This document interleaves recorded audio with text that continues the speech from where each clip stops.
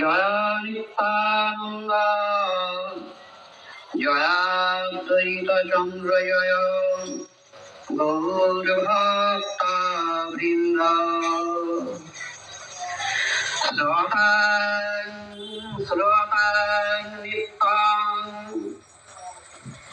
গীয়কান গীয়কান মুদান শ্লোকান নিত্যং গীয়কান গীয়কান মুদান চিন্তকান চিন্তকান ভক্তা চৈতন্য চরিতামৃতম। ভব সিন্ধু তরিবারে আছে যার চিত্ত, শ্রদ্ধা করি শোন তবে চৈতন্য চরিত্র। শুনিলে খণ্ডিবে চিত্তে অজ্ঞানাদি দোষ, কৃষ্ণে গাঢ় প্রেম হবে পাইবে সন্তোষ।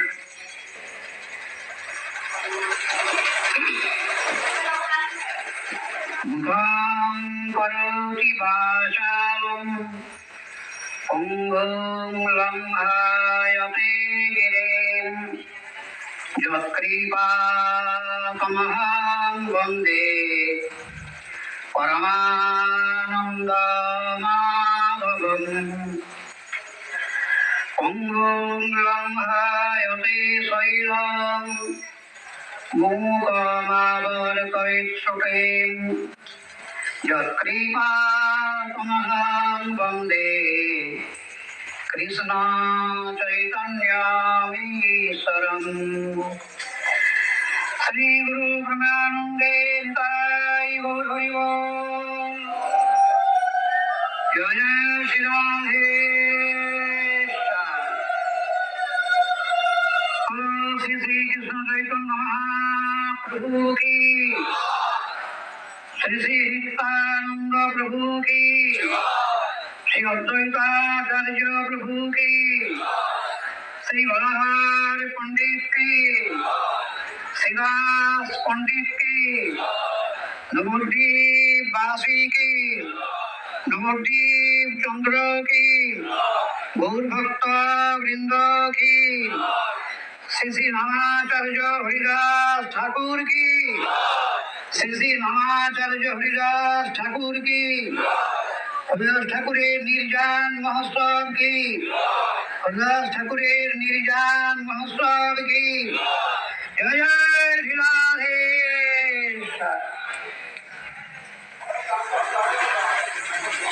আজকে অত্যন্ত মহত্বপূর্ণ এক স্মরণীয় বরণীয় পূজনীয় তিথি। এই তিথির উদযাপনে আয়োজন করেছেন হরালি ভারতী সভা কর্তৃক আয়োজিত এই অনুষ্ঠান। আজকে শ্রী শ্রী হরিদাস ঠাকুর, যাকে বলা হয় নামাচার্য, নামাচার্য হরিদাস ঠাকুরের নির্জান তিথি মহোৎসব আগামীকাল।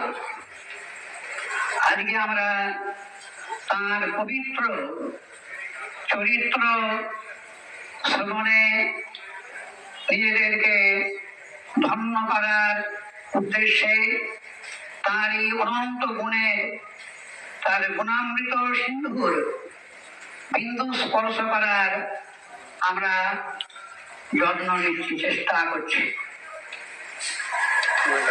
শ্রীমদ্ ভাগবতে বলা হয়েছে সুতস্য পুংসা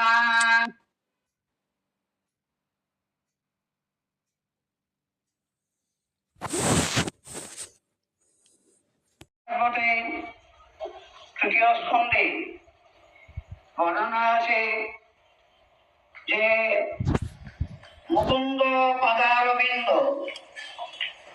যে মহাপুরুষদের হৃদয়ে বিরাজমান করেন, সমগ্র জগতে সমগ্র বিশ্ব ব্রহ্মাণ্ডে কৃষ্ণ বহির্মুখ জগতে বিষয় নিয়ে একটা মানুষের জীবন, সমগ্র বিশ্বে বিষয়মুখী বিষয় কেন্দ্রিক ভাবনা নিয়েই জীবন। তাদের হৃদয়ে অর্থ লাভ পূজা প্রতিষ্ঠা থাকে। এ হচ্ছে বিষয়ী মানুষদের কথা। ভাগবতে বলা হয়েছে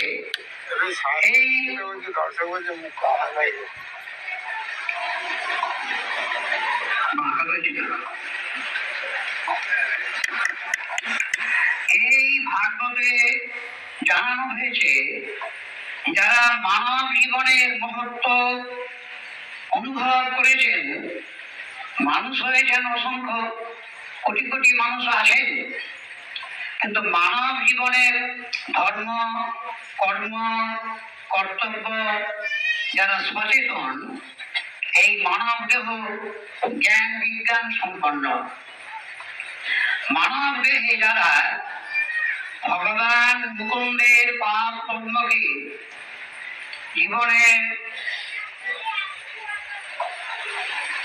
সার করেছেন,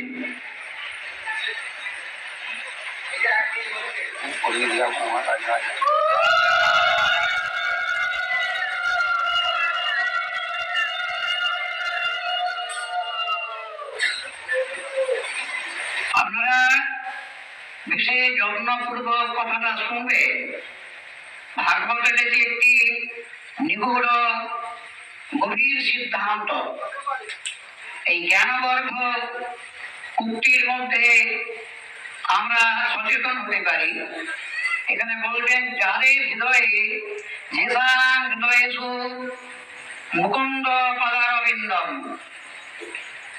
গোবিন্দের পাদ পদ্ম যারা হৃদয়ের মধ্যে ধারণ করে, সেই সকল মহাপুরুষদের চরিত কথা, তাদের যে পবিত্র চরিত্র যদি কেউ শ্রবণ করে, শ্রবণ গুণানুবাদ শ্রবণং মুরারি, গুণানুবাদ ভগবানের যেসব ভক্তরা ভগবানের হৃদয় চরণকেই হৃদয়ে ধারণ করেন, এইরকম ভক্ত, সেই ভক্তগণের যে গুণ, তাদের যে মহত্ব, তাদের যে পবিত্র চরিত্র, শ্রবণ গুণানুবাদ শ্রবণম, এটাই হচ্ছে দীর্ঘদিনের শাস্ত্র অধ্যয়ন। যত রকম শিক্ষা আছে, শিক্ষা জগতে যত রকম শিক্ষা আছে, সেই শিক্ষিত হওয়ার সার্থকতা, বিদ্যা লাভের সার্থকতা কিসের দ্বারা হয়? এইরকম বৈষ্ণবের গুণ শুনলে তবে তার বিদ্যাটা সফল হল। সেই জন্য বলছেন বিশ্বন্ত প্রতিভা টিকায় ব্যাখ্যা দিয়েছেন, বৈষ্ণব কথা শ্রবণং বিনা বিদুষামপি বিদ্যাং নিষ্ফলা ভবতি। বৈষ্ণব যারা হৃদয়ে গোবিন্দকে ধারণ করেন, এইরকম বৈষ্ণব বিষয় ধারণ করছেন। বহু ব্যক্তি আছে, সেদিকে আমরা যাচ্ছি না, সে মঠ মন্দিরে বাস করছে, কিন্তু বিষয় ধারণ করেই আছে, বিষয় সংগ্রহ করে, সে কথা আলাদা। কেবলমাত্র বিষয়ের অসারতা যারা অনুভব করেছেন, কেবলমাত্র যে গোবিন্দ পাদ পদ্মকে হৃদয়ে ধারণ করেন, তাদের গুণানুবাদ শ্রবণকে, শাস্ত্র অধ্যয়নে দীর্ঘদিন ধরে শাস্ত্র শ্রবণের সেটাকে তার ফল বলেছেন। এটা অবিচ্যুত অর্থ। তো সেই হরিদাস ঠাকুর, যাকে নামাচার্য বলা হয়েছে, নামাচার্য, আচার্য শব্দটার অনেক ব্যাখ্যা আছে। নাম অনেকেই করেন, অনেকেই 3 লক্ষ নামও করেন, কিন্তু নামাচার্য হরিদাস ঠাকুর সম্বন্ধে অনেক কথা আছে। তিনি কেবল 3 লক্ষ নামই করতেন না, একটা চরিত্র, তার যে চরিত্রটা সাধু চরিত্র, তার মহত্ব, সেই দিকটা আমি আজ একটু আলোকপাত করব। তো সেখানে আচার্য শব্দ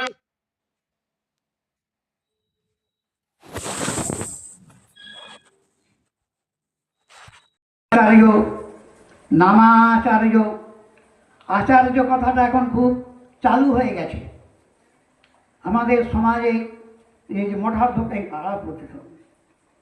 মঠাধ্যক্ষ যারা, তাদেরকেও আচার্য বলে, কিন্তু এটা লৌকিক জগতের একটা ব্যবহার মাত্র। আচার্য শব্দের একটা পরিভাষা আছে। সেই আচার্য শব্দে বলা হয়েছে আচীনতি চ শাস্ত্রার্থম মাচারে স্থাপত্যপি স্বয়ং আচারতে যস্মাৎ আচার্যং তেন কীর্তিত। যিনি সমগ্র শাস্ত্রের সার সংগ্রহ করেন এবং শাস্ত্রের কল্যাণকারী বাণী মানুষকে শোনান, উপদেশ দেন, আর নিজেও আচরণ করে। কেবল উপদেশ দেয় না, পরোপদেশে পণ্ডিত এরকম না। পরকে উপদেশ করার জন্য বহু পণ্ডিত আছে, তাকে আচার্য বলে না। যিনি স্বয়ং আচরণ করেন, উপদেশও দেন, আর নিজেও সেই রকমই আচরণ করেন, তাকে আচার্য বলেন। এটা আচার্যের পরিভাষা। শ্রী শ্রী হরিদাস ঠাকুর সম্বন্ধে যে গুণাবলীর কথা বলা হয়েছে, তার আবির্ভাব হয়েছে দেখুন যবনকুলে। যবনকুলে কেন? জাতিকুল নিরর্থক, জাতিকুল নিরর্থক বুঝাইবার তরে ঠাকুর হরিদাস জন্মিলেন যবনের ঘরে। শ্রী শ্রী বৃন্দাবন দাস ঠাকুর, যিনি ব্যাসাবতার, তার বিখ্যাত রচনা শ্রী শ্রী চৈতন্য ভাগবত। সমগ্র গৌড়ীয় বৈষ্ণব ধর্মের এবং সম্প্রদায়ের ইতিহাসে 2টি গ্রন্থ মহা অমূল্য রত্ন, বেদের সমান, বেদের সমান মান্য তুল্য। শ্রী শ্রী চৈতন্য ভাগবত বৃন্দাবন দাস ঠাকুরের, আর শ্রী শ্রী চৈতন্য চরিতামৃত শ্রী শ্রী কৃষ্ণদাস কবিরাজ গোস্বামীপাদের। এই 2টো গ্রন্থের মধ্যে গৌড়ীয় বৈষ্ণব ধর্ম, তার মৌলিক তত্ত্ব, বিভিন্ন উপদেশের ভাণ্ডার পরিপূর্ণ একবারে। বৈষ্ণব ধর্মকে আপনি ঘরে বসে নিজে নিজেই জানতে পারবেন, কোনো জায়গায় জিজ্ঞাসা করতে হবে না, তৈরি করা পারসের মতো। তো সেই গ্রন্থে শ্রী শ্রী হরিদাস ঠাকুরের জীবনী চরিত্র বলা হয়েছে বহু স্থানে। শ্রী শ্রী চৈতন্য চরিতামৃত অনেক বলা আছে। মহাপ্রভুর লীলা পরিকরদের মধ্যে এখানে বৃন্দাবন দাস ঠাকুর লিখেছেন, হরিদাস ঠাকুর হচ্ছেন চৈতন্য ঈশ্বরের, জগদীশ্বর চৈতন্যচন্দ্রের মহা মুখ্য অনুচর। যত অনুচর আছে, মুখ্য অনুচর তো অনেক আছে, কিন্তু অনুচর গণের মধ্যে আবার মহামুখ্য অনুচর শ্রী শ্রী হরিদাস ঠাকুর। সত্য সত্য হরিদাস, চৈতন্য ঈশ্বর। তো চৈতন্যচন্দ্রের যে মহামুখ্য অনুচর, এবার বুঝতে পারছেন বৃন্দাবন দাস ঠাকুরের দৃষ্টিভঙ্গিটা কোথায় আপনাদেরকে কি বোঝাচ্ছেন। তিনি কেবল ভগবানের শ্রী চৈতন্যদেবের একজন পার্শ্বদ নয়, পার্শ্বদ গণের মধ্যে মহাপ্রিয় পার্শ্বদ। তাহলে এইবার তিনি যে শিক্ষা দিয়ে গেছেন, তার যে চরিত্র, দেখুন ভগবান ভক্তবৎসল কোথায় জানা যায়? আমরা শুনি ভক্তবৎসল, ভক্তদের চরিত্রে জানা যায়। ভক্তদের জীবনী যখন দেখবেন আপনি, তখন দেখতে পাবেন ভক্তবৎসল কাকে বলে। এই হরিদাস ঠাকুর তার যে জীবনের শুরু থেকে শেষ পর্যন্ত, এমনকি তার অপ্রকটের পরেও মহাপ্রভু স্বয়ং তার সৎকার করেছেন এবং নিজে উৎসব করেছেন। তার যে বিরহ উৎসব, ভক্ত বিরহ উৎসব ভগবান নিজে করেছেন। পৃথিবীর ইতিহাসে, গৌড়ীয় বৈষ্ণব জগতের ইতিহাসে এটা একটা অদ্ভুত কথা। সবাই টাকা জমা করে নিজের জীবন রক্ষার জন্যে, জীবনকে সুরক্ষিত রাখার জন্যে, এবং জীবনের অন্তিম সময়ে তিনি তার জন্য টাকা সঞ্চয় করে যান, আমার মৃত্যুর পরে উৎসব হবে। আর এখানে কি দেখুন কীরকম ভক্ত। তো হরিদাস ঠাকুরের কথা শুরু করছেন প্রথম বৃন্দাবন দাস ঠাকুর। উভয় গ্রন্থেই বর্ণনা আছে। একটা বিশাল চরিত্র, মহাপ্রভুর নবদ্বীপ লীলায়, নীলাচল লীলায়, এই দুই লীলার মধ্যেই হরিদাস ঠাকুরের একটা বিশেষ ভূমিকা আছে। নবদ্বীপ লীলার মধ্যেও তো বটেই, নীলাচল লীলাতেও সেখানে তার অনেক বড় ভূমিকা আছে। এখন হরিদাস ঠাকুর সম্বন্ধে বলতে গিয়ে বলছেন কবিরাজ বৃন্দাবন দাস ঠাকুর, এবে শুন হরিদাস ঠাকুরের কথা, যাহার শ্রবণে কৃষ্ণ পাইবে সর্বথা। এই যে আপনারা শুনতে এসেছেন, আপনারা কি জানেন এই শ্রবণের মহিমা? গ্রন্থকার বলছেন বৃন্দাবন দাস ঠাকুর, আপনারা তো জানেন না, শুনুন।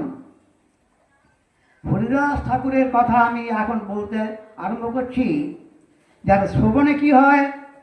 কৃষ্ণ পাদবর্ণ প্রাপ্তি হয়। সুদুর্লভ কৃষ্ণচরণ, সেই কৃষ্ণ পাদবর্ণ প্রাপ্তি হয় হরিদাস ঠাকুরের কথা শ্রবণ করলে। এবার বুঝতে পারছেন তার কতখানি মহত্ব, তার কতখানি পবিত্রতা।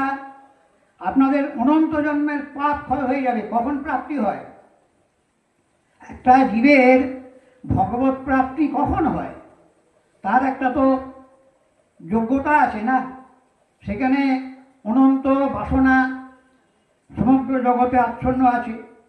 তো অনন্ত বাসনা ক্ষয় হবে, অনন্ত জন্মের অনন্ত পাপ ক্ষয় হবে, অনর্থ নিবৃত্তি হবে, নিষ্ঠা হবে, শ্রদ্ধা, রুচি, আসক্তি, প্রেম হবে, তারপর ভগবত প্রাপ্তি হবে।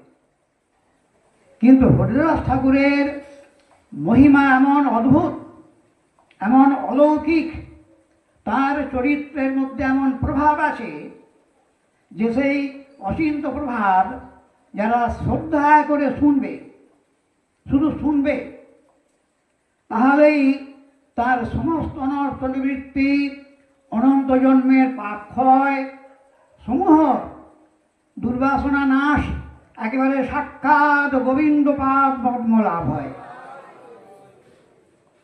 এতখানি মহিমা। প্রথমেই উনি বললেন হরিদাস ঠাকুর, তারপর আরম্ভ করছে। উনি বুড়ন গ্রামে অবতীর্ণ হয়েছিলেন, এখন যেটা যশোহর জেলা, এখন বাংলাদেশে পড়েছে। আগে তো অবিভক্ত বাংলা ছিল, এখানে ভারত স্বাধীন হবার পরে দেশ বিভক্ত হয়েছে। তো সেই আমাদের পশ্চিমবঙ্গের উত্তর 24 পরগনার বনগ্রাম যেটা, সেখানে সেই গ্রামেরই, ওটা আমাদের পশ্চিমবঙ্গের বর্ডার। আর ওইখানেই বেনাপোল, সেখানে একটি জায়গা রয়েছে। তো তো যশোরে সেখানে বুড়ন গ্রামে উনি অবতীর্ণ হয়েছিলেন। ওখান থেকে বেনাপোলে কিছুদিন ছিলেন। তো সেই হরিদাস ঠাকুর তার চরিত্র দেখুন, বেশ্যাকে মহান্তি করেছেন। একটা বেশ্যা হরিদাস ঠাকুরের মানে চরিত্র নাশ করতে গেছে। বৈষ্ণব বিদ্বেষী রামচন্দ্র খান হরিদাস ঠাকুরের পূজা, সবাই তাকে পূজা করে। একটা ভিখারিকে পূজা করছে এখন ধনী জমিদার রামচন্দ্র খান সহ্য করতে পারে না। একটা ভিখারিকে পূজা করছে দেশ জুড়ে, তার প্রশংসা করছে। আর আমার কোনো নামগন্ধ নেই, আমি একটা বড় জমিদার, বহু ধন সম্পদের মালিকারি। তো এই হিংসাতে বিদ্বেষী বৈষ্ণব দেশী তো এখন সব জায়গাতেই অনেক দিন থেকেই আছে এটা। তখন তিনি বিচার করেছিলেন। তো হরিদাস ঠাকুর তিনি বেশি দিন ছিলেন না। তার খানাউল্লাহ কাজীর গৃহে তাঁর জন্ম হয়েছে। খানাউল্লাহ কাজী বলে তার নাম উল্লেখ করা আছে গৌড়ীয় বৈষ্ণব অভিধানেতে। সেখান থেকে উনি একটু বড় হলেই গৃহ ত্যাগ করে চলে আসেন বেনাপোলে। বেনাপোলে নির্জন কুটিরে, নির্জন বনে একটা কুটির করেছেন। কোনো প্রকারে এই রোদ বৃষ্টি ঝড় থেকে নিজেকে রক্ষা করার জন্য একটা কুটির নির্জন বনের ভিতরে। সেখানে তুলসী রয়েছে। আর উনি 3 লক্ষ করে নাম গ্রহণ করেন। প্রতিদিন ওনার নিয়ম আছে। কিন্তু 3 লক্ষ নাম গ্রহণ আজকে আমাদের বৈষ্ণব জগতে বহু সাধুই করে। তাহলে তাদেরকে তো আচার্য বলা হয় না। 3 লক্ষ নাম করলে কি আচার্য হয়? তার চরিত্র আছে। ওখানে বৃন্দাবন দাস ঠাকুর লিখেছেন যে বিষয় সুখেতে বিরক্তের অগ্রগণ্য। হরিদাস ঠাকুরের চরিত্র বলছেন শ্রী শ্রী বৃন্দাবন দাস ঠাকুর যে বিষয় সুখেতে বিরক্তের অগ্রগণ্য, কৃষ্ণ নামে পরিপূর্ণ, শ্রীবদন ধন্য। একটি মাত্র প্রয়ারে হরিদাস ঠাকুরের মহত্ব, তার বিপুল মহিমা, তার চরিত্রটা কেমন, এই 2 কথায় জানিয়ে দিয়েছে। বিষয় সুখ নিয়ে গোটা জগৎ চলছে। আপনারা সবাই জানেন মঠে মন্দিরে সেখানে প্রচুর বিষয় আছে। ভগবানের নাম করে সেসব হয়। এবং বিভিন্ন জায়গাতেই বিষয় কেউ ছাড়তে পারে না। মন থেকে, হৃদয় থেকে বিষয় ছেড়ে গোবিন্দ ভজন এ একেবারে বিরল আমরা সমগ্র সাধু সমাজে, বৈষ্ণব জগতে, ভক্ত সমাজে দেখতে পাই। ঠাকুরমশাই একটি কথা বলেছিলেন যে মন শুদ্ধ হয় কি করে? বিষয় ছাড়িয়া কবে শুদ্ধ হবে মন, কবে হাম হে রব শ্রী বৃন্দাবন। বৃন্দাবন দর্শন, ভগবত দর্শন কখন হয় না? মন শুদ্ধ হলে। মন শুদ্ধ কি করে হয়? বিষয় না ছাড়লে মন শুদ্ধ হয় না। আর এটা আমরা সবাই চাক্ষুষ দেখতে পাচ্ছি যে ভগবান নামে, ভগবানের দোহাই দিয়েও প্রচুর বিষয় সংগ্রহ করা হয়। তো বিষয় না ছাড়লে মন শুদ্ধ হতে পারে না। এবার অশুদ্ধ মনে আপনি 3 লক্ষ নাম করছেন, যদি আপনি রোজ সারাদিন নামই করেন, বিষয় যদি না ছাড়েন, একটা কণা অনুভব হবে না। কৃষ্ণ নামটা একটা সাধারণ কথা নয়, ভগবানের নাম। নাম চিন্তা মণি কৃষ্ণ চৈতন্য রস বিগ্রহ, পূর্ণ শুদ্ধ নিত্যমুক্ত অভিন্নতার নাম নাবিন। এই পদ্মপুরাণে বলা আছে, পদ্মপুরাণের শ্লোক এটা। নাম মানে কৃষ্ণ নাম চিন্তামণি। যে চিন্তামণি বলেছে কেন নামকে, কৃষ্ণ নামকে? না, সর্বাভীষ্ট রায়কর্তা, সমস্ত অভীষ্ট আপনার নাম দিতে পারে। কোনো মানুষের কাছে হাত পাততে হবে না, কি চাই আপনার। এই যে অবিশ্বাস নিয়ে ধর্ম হচ্ছে বর্তমানে, অবিশ্বাস নিয়ে ভজন হচ্ছে, অবিশ্বাস নিয়ে নাম হচ্ছে, অবিশ্বাস নিয়ে আচার হচ্ছে, বিশ্বাস কোথায়? আরে বিশ্বাসই তো ভক্তির প্রাণ। ভগবানকে বিশ্বাসেই পাওয়া যায়। এই কবিরাজ গোস্বামীপাদ এই কথাটা বারবার বলেছেন। শ্রদ্ধাযুক্ত হয়ে চৈতন্য চরিত কথা শোনো, প্রেম ভক্তি লাভ হবে, চৈতন্য চরণ পাবে। শ্রদ্ধাযুক্ত মানে কি? আচারযুক্ত বলেনি কিন্তু। শ্রদ্ধা মানে দৃঢ় বিশ্বাস। সে বিশ্বাস সেখানেতে বলছেন হরিদাস ঠাকুরের যে নামের কথা বলছেন, চিন্তামণি। কৃষ্ণ নাম চিন্তামণি। আপনি নাম করে যা চাইবেন তাই পাবেন। আপনি কোনো ফন্দি করতে হবে না। আপনার টাকা চাই, কত কোটি টাকা চাই, সব পেয়ে যাবেন আপনি। আপনাকে ঘরে পৌঁছে দেবে। সেই কার্য করে কৃষ্ণ, যেই মাকে ভৃত্য। ভৃত্যবাঞ্ছা পূর্তি বিনা নাহি অন্য কৃত্য। কৃষ্ণকে কি জানেন? নাম তো করেন।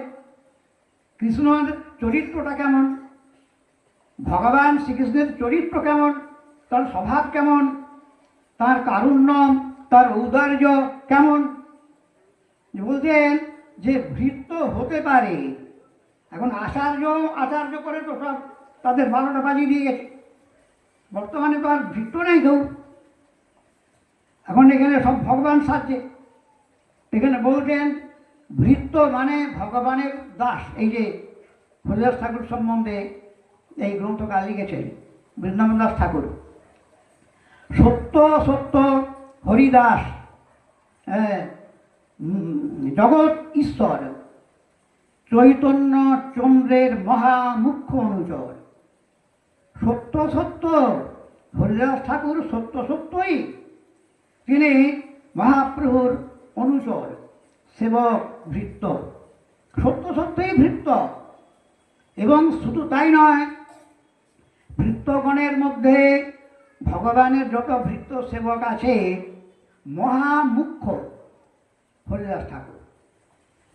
তাহলে এবার বুঝতে পারছেন আমরা কতখানি অবিশ্বাস নিয়ে ভজন করছি। আমরা কেন মানুষের কাছে যাচ্ছি? বিশ্বাস নেই ভগবানে। আমার কাছেই নিধি আছে, আমার হাতেই নিধি আছে, আমার পকেটেই নিধি আছে, মহানিধি। চিন্তামণি মানে কি? আপনি মণিটাকে নিয়ে যা চিন্তা করবেন তাই পাবেন। তার নাম চিন্তামণি। কৃষ্ণ নাম জপ করে, কৃষ্ণ নাম কীর্তন করে যা চাইবেন, নাম আপনাকে পরিপূর্ণরূপে দেবার জন্য বসে আছে। এটা জড় বস্তু নয় তো, চৈতন্য রস বিগ্রহ। নাম সম্বন্ধে বলছেন চৈতন্য রস বিগ্রহ। সেই কৃষ্ণ নাম হরিদাস ঠাকুর বলতেন বিরক্তের অগ্রগণ্য, বিষয় সুখেতে। উনি কোনোদিন বিষয় ভোগ করেননি। ওনার যে নিষ্পৃহতা, বিষয় ভোগের নিষ্পৃহতার নাম হচ্ছে পবিত্রতা। একটা সাধু পবিত্র কখন হয়? কি শুধু স্নান করে হয়, না গেরুয়া কাপড় পরে হয়, না দণ্ডিধারী হয়ে হয়, না মাথা মুড়িয়ে হয়? পবিত্র কখন হয় একটা সাধু? না বিষয়ের ছাড়লে তবে পবিত্র হয়। তো হরিদাস ঠাকুর সম্বন্ধে বলছেন বিষয় সুখেতে বিরক্তের অগ্রগণ্য। বিরক্ত মানে বিষয় থেকে নিবৃত্ত হয়ে গেছে, আর কোনোদিন বিষয় ভোগ করেন না, সেও দেখেন না, তার সঙ্গে কোনো সংস্পর্শ রাখেন না। এই রকম মহাত্মাগণের মধ্যে হরিদাস ঠাকুর একজন প্রধান বিরক্ত সাধু। এটা হলো বিষয় বৈরাগ্যতার, পবিত্রতার অতি পবিত্র।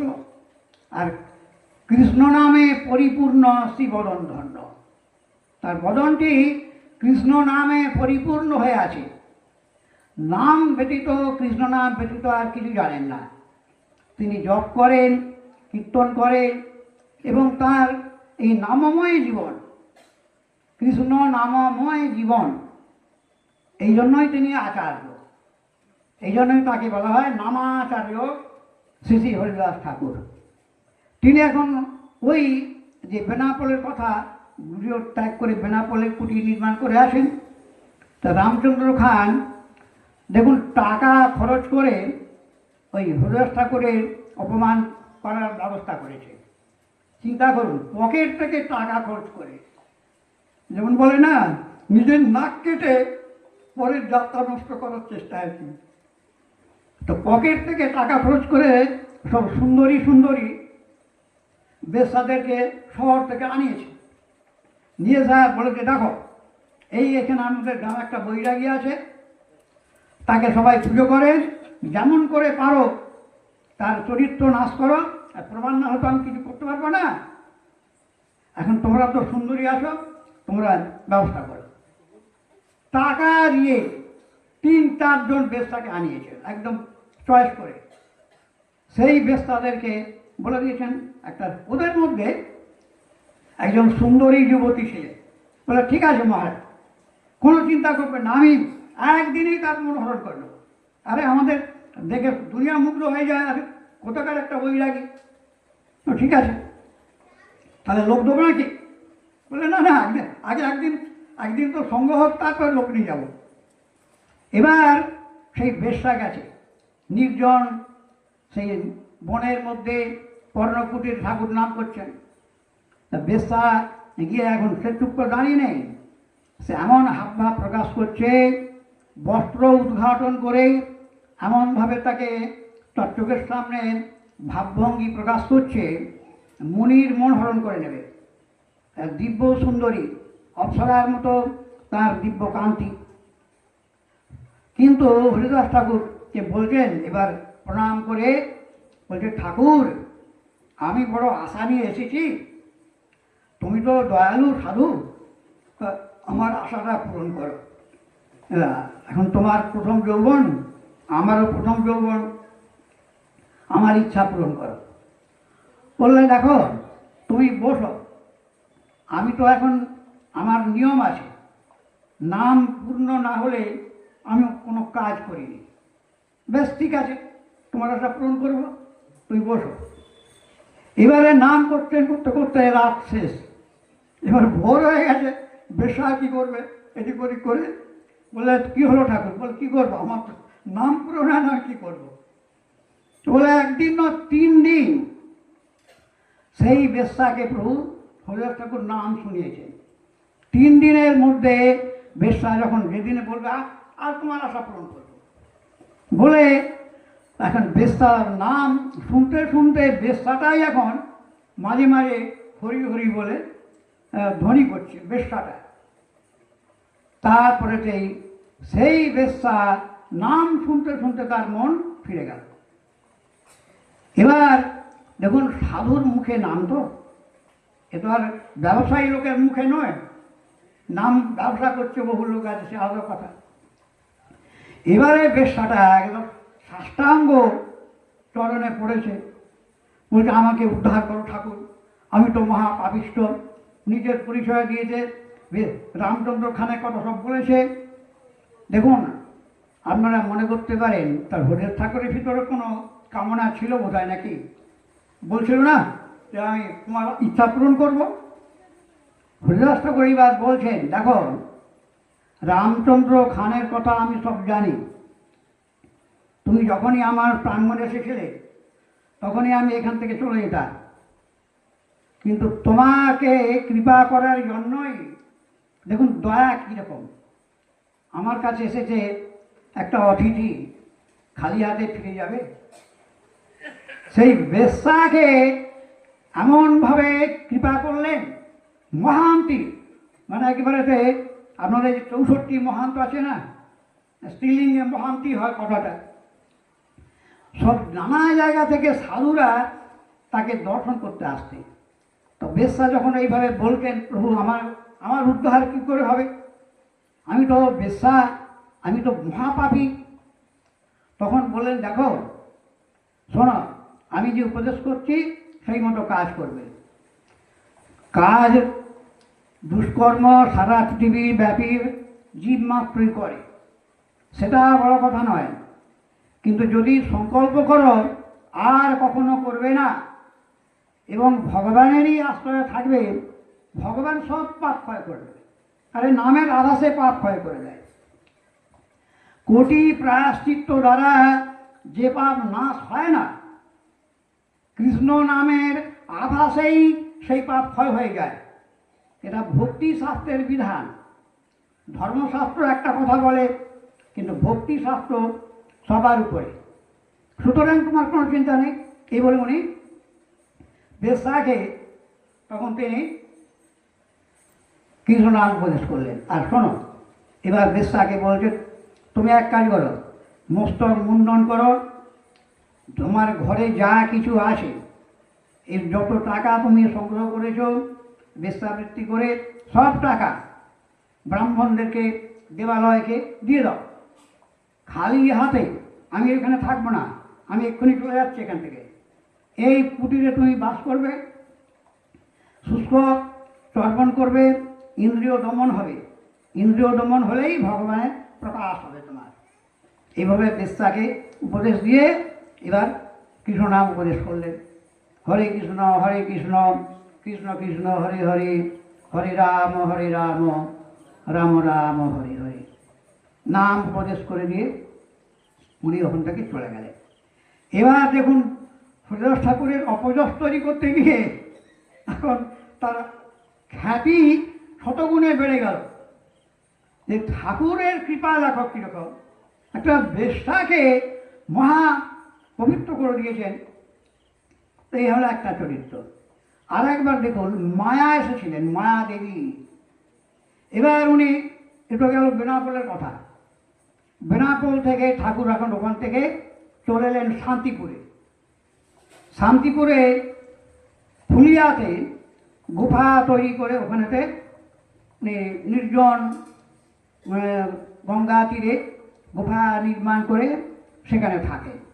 আর অদ্বৈত প্রভুর সঙ্গে তার সঙ্গ হয় সেখানে। এখন এই গুফাতে অনেক ভক্ত আসেন হরিদাস ঠাকুরের প্রভাবে।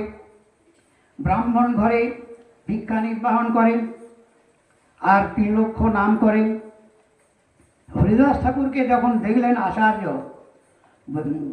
অদ্বৈত আচার্য প্রভু বললেন, আমার শ্রদ্ধা অন্ন প্রত্যেক দিন আপনাকে আমি অর্পণ করব।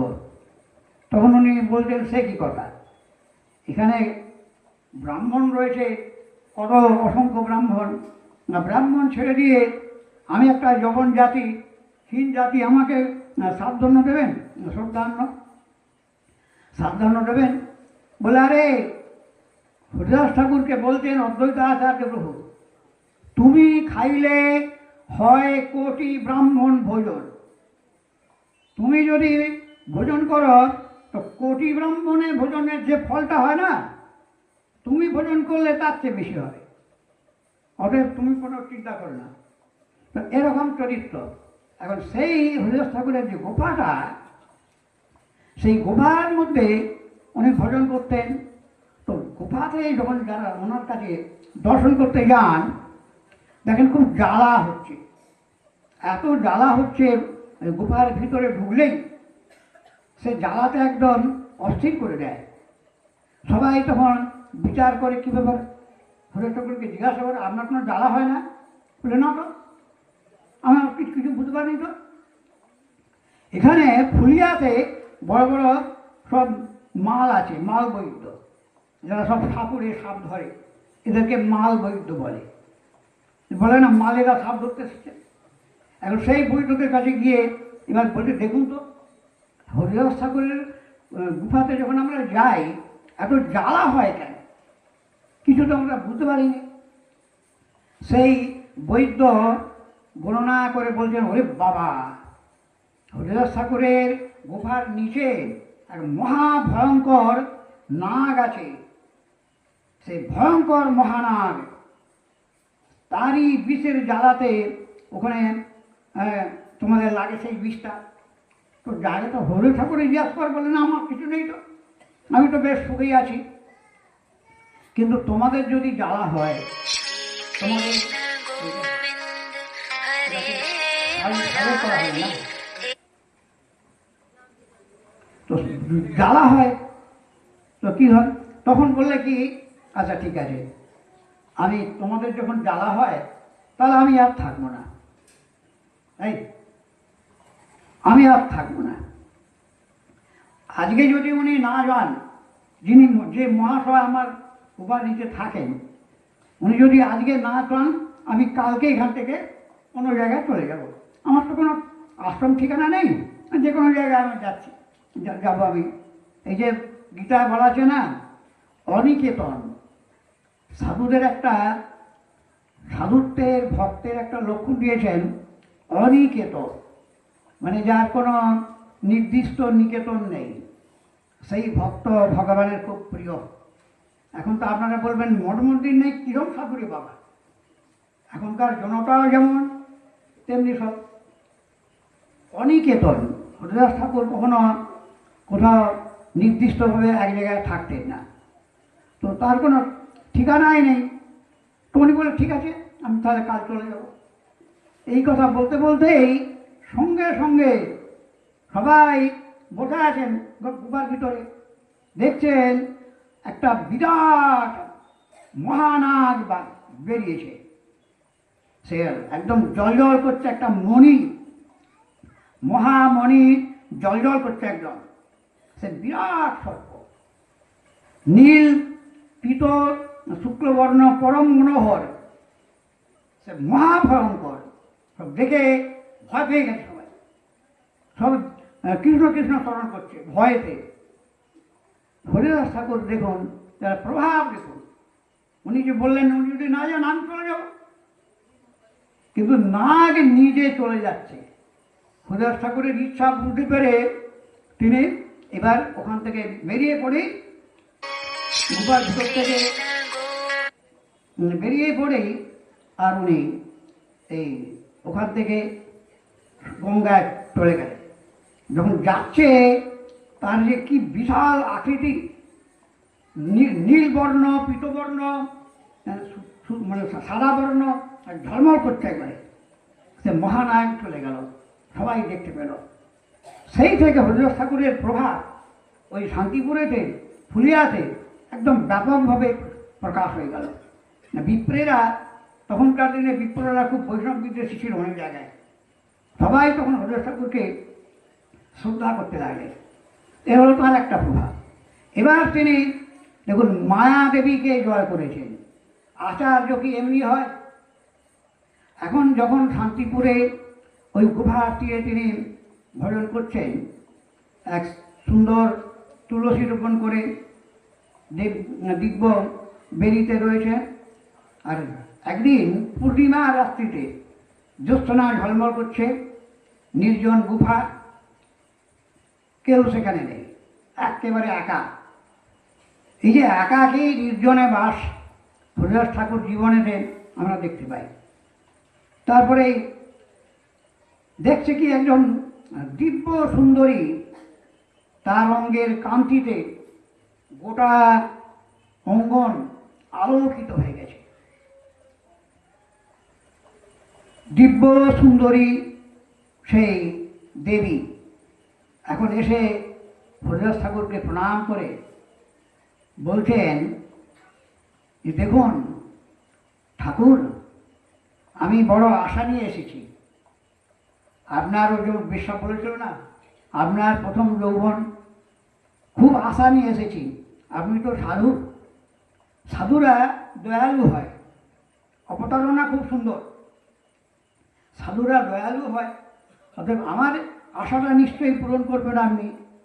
আমার আপনার সাথে সঙ্গ করার খুব ইচ্ছা আছে।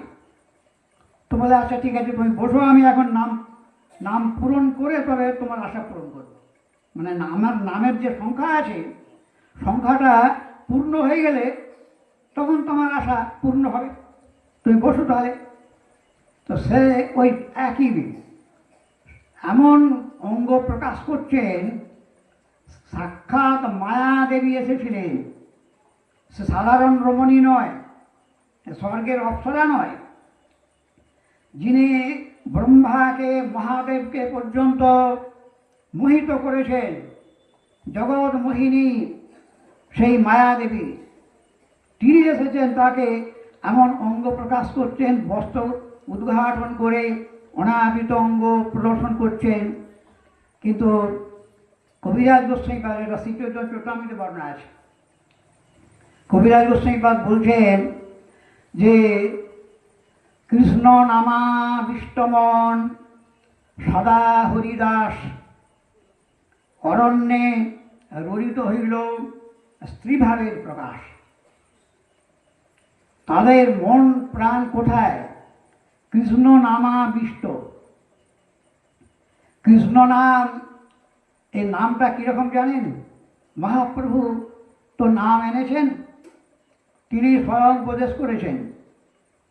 কৃষ্ণ নামে যে আনন্দ সিন্ধু আস্বাদন, কৃষ্ণ নামে যে আনন্দ সিন্ধু আস্বাদন, তার আগে ব্রহ্মানন্দ খাতোদক সম।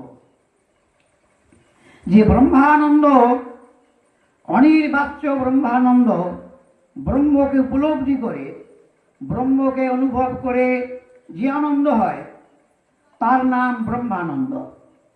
এই আনন্দটা কতখানি? কোটি কোটি ব্রহ্মাণ্ডে যে আনন্দ আছে, সেই আনন্দকে যদি এক জায়গায় রেখে কোটি কোটি গুণ করা যায়, তবুও ওই ব্রহ্মানন্দের একটা কণার সমান হয় না।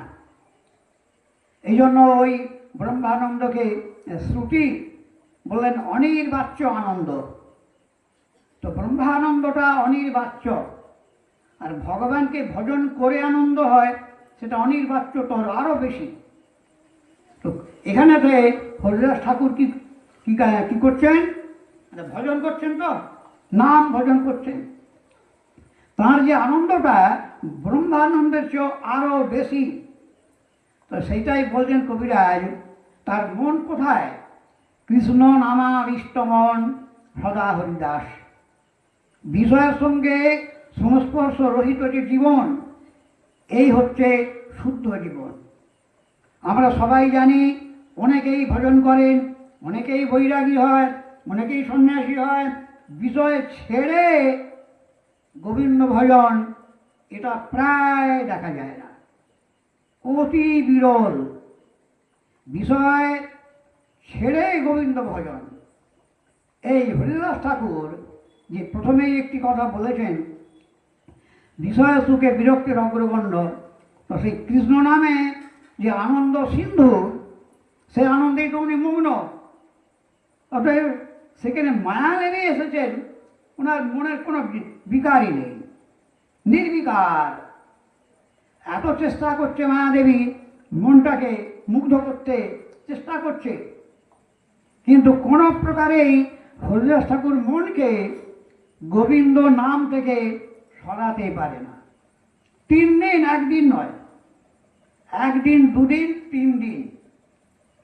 এবার হরিদাস ঠাকুর, মায়াদেবী হরিদাস ঠাকুরকে প্রণাম করছেন। হ্যাঁ ঠাকুর, আমি মায়াদেবী, 3 দিন ধরে আপনার মনকে বিচলিত করার জন্য আমি অনেক চেষ্টা করেছি।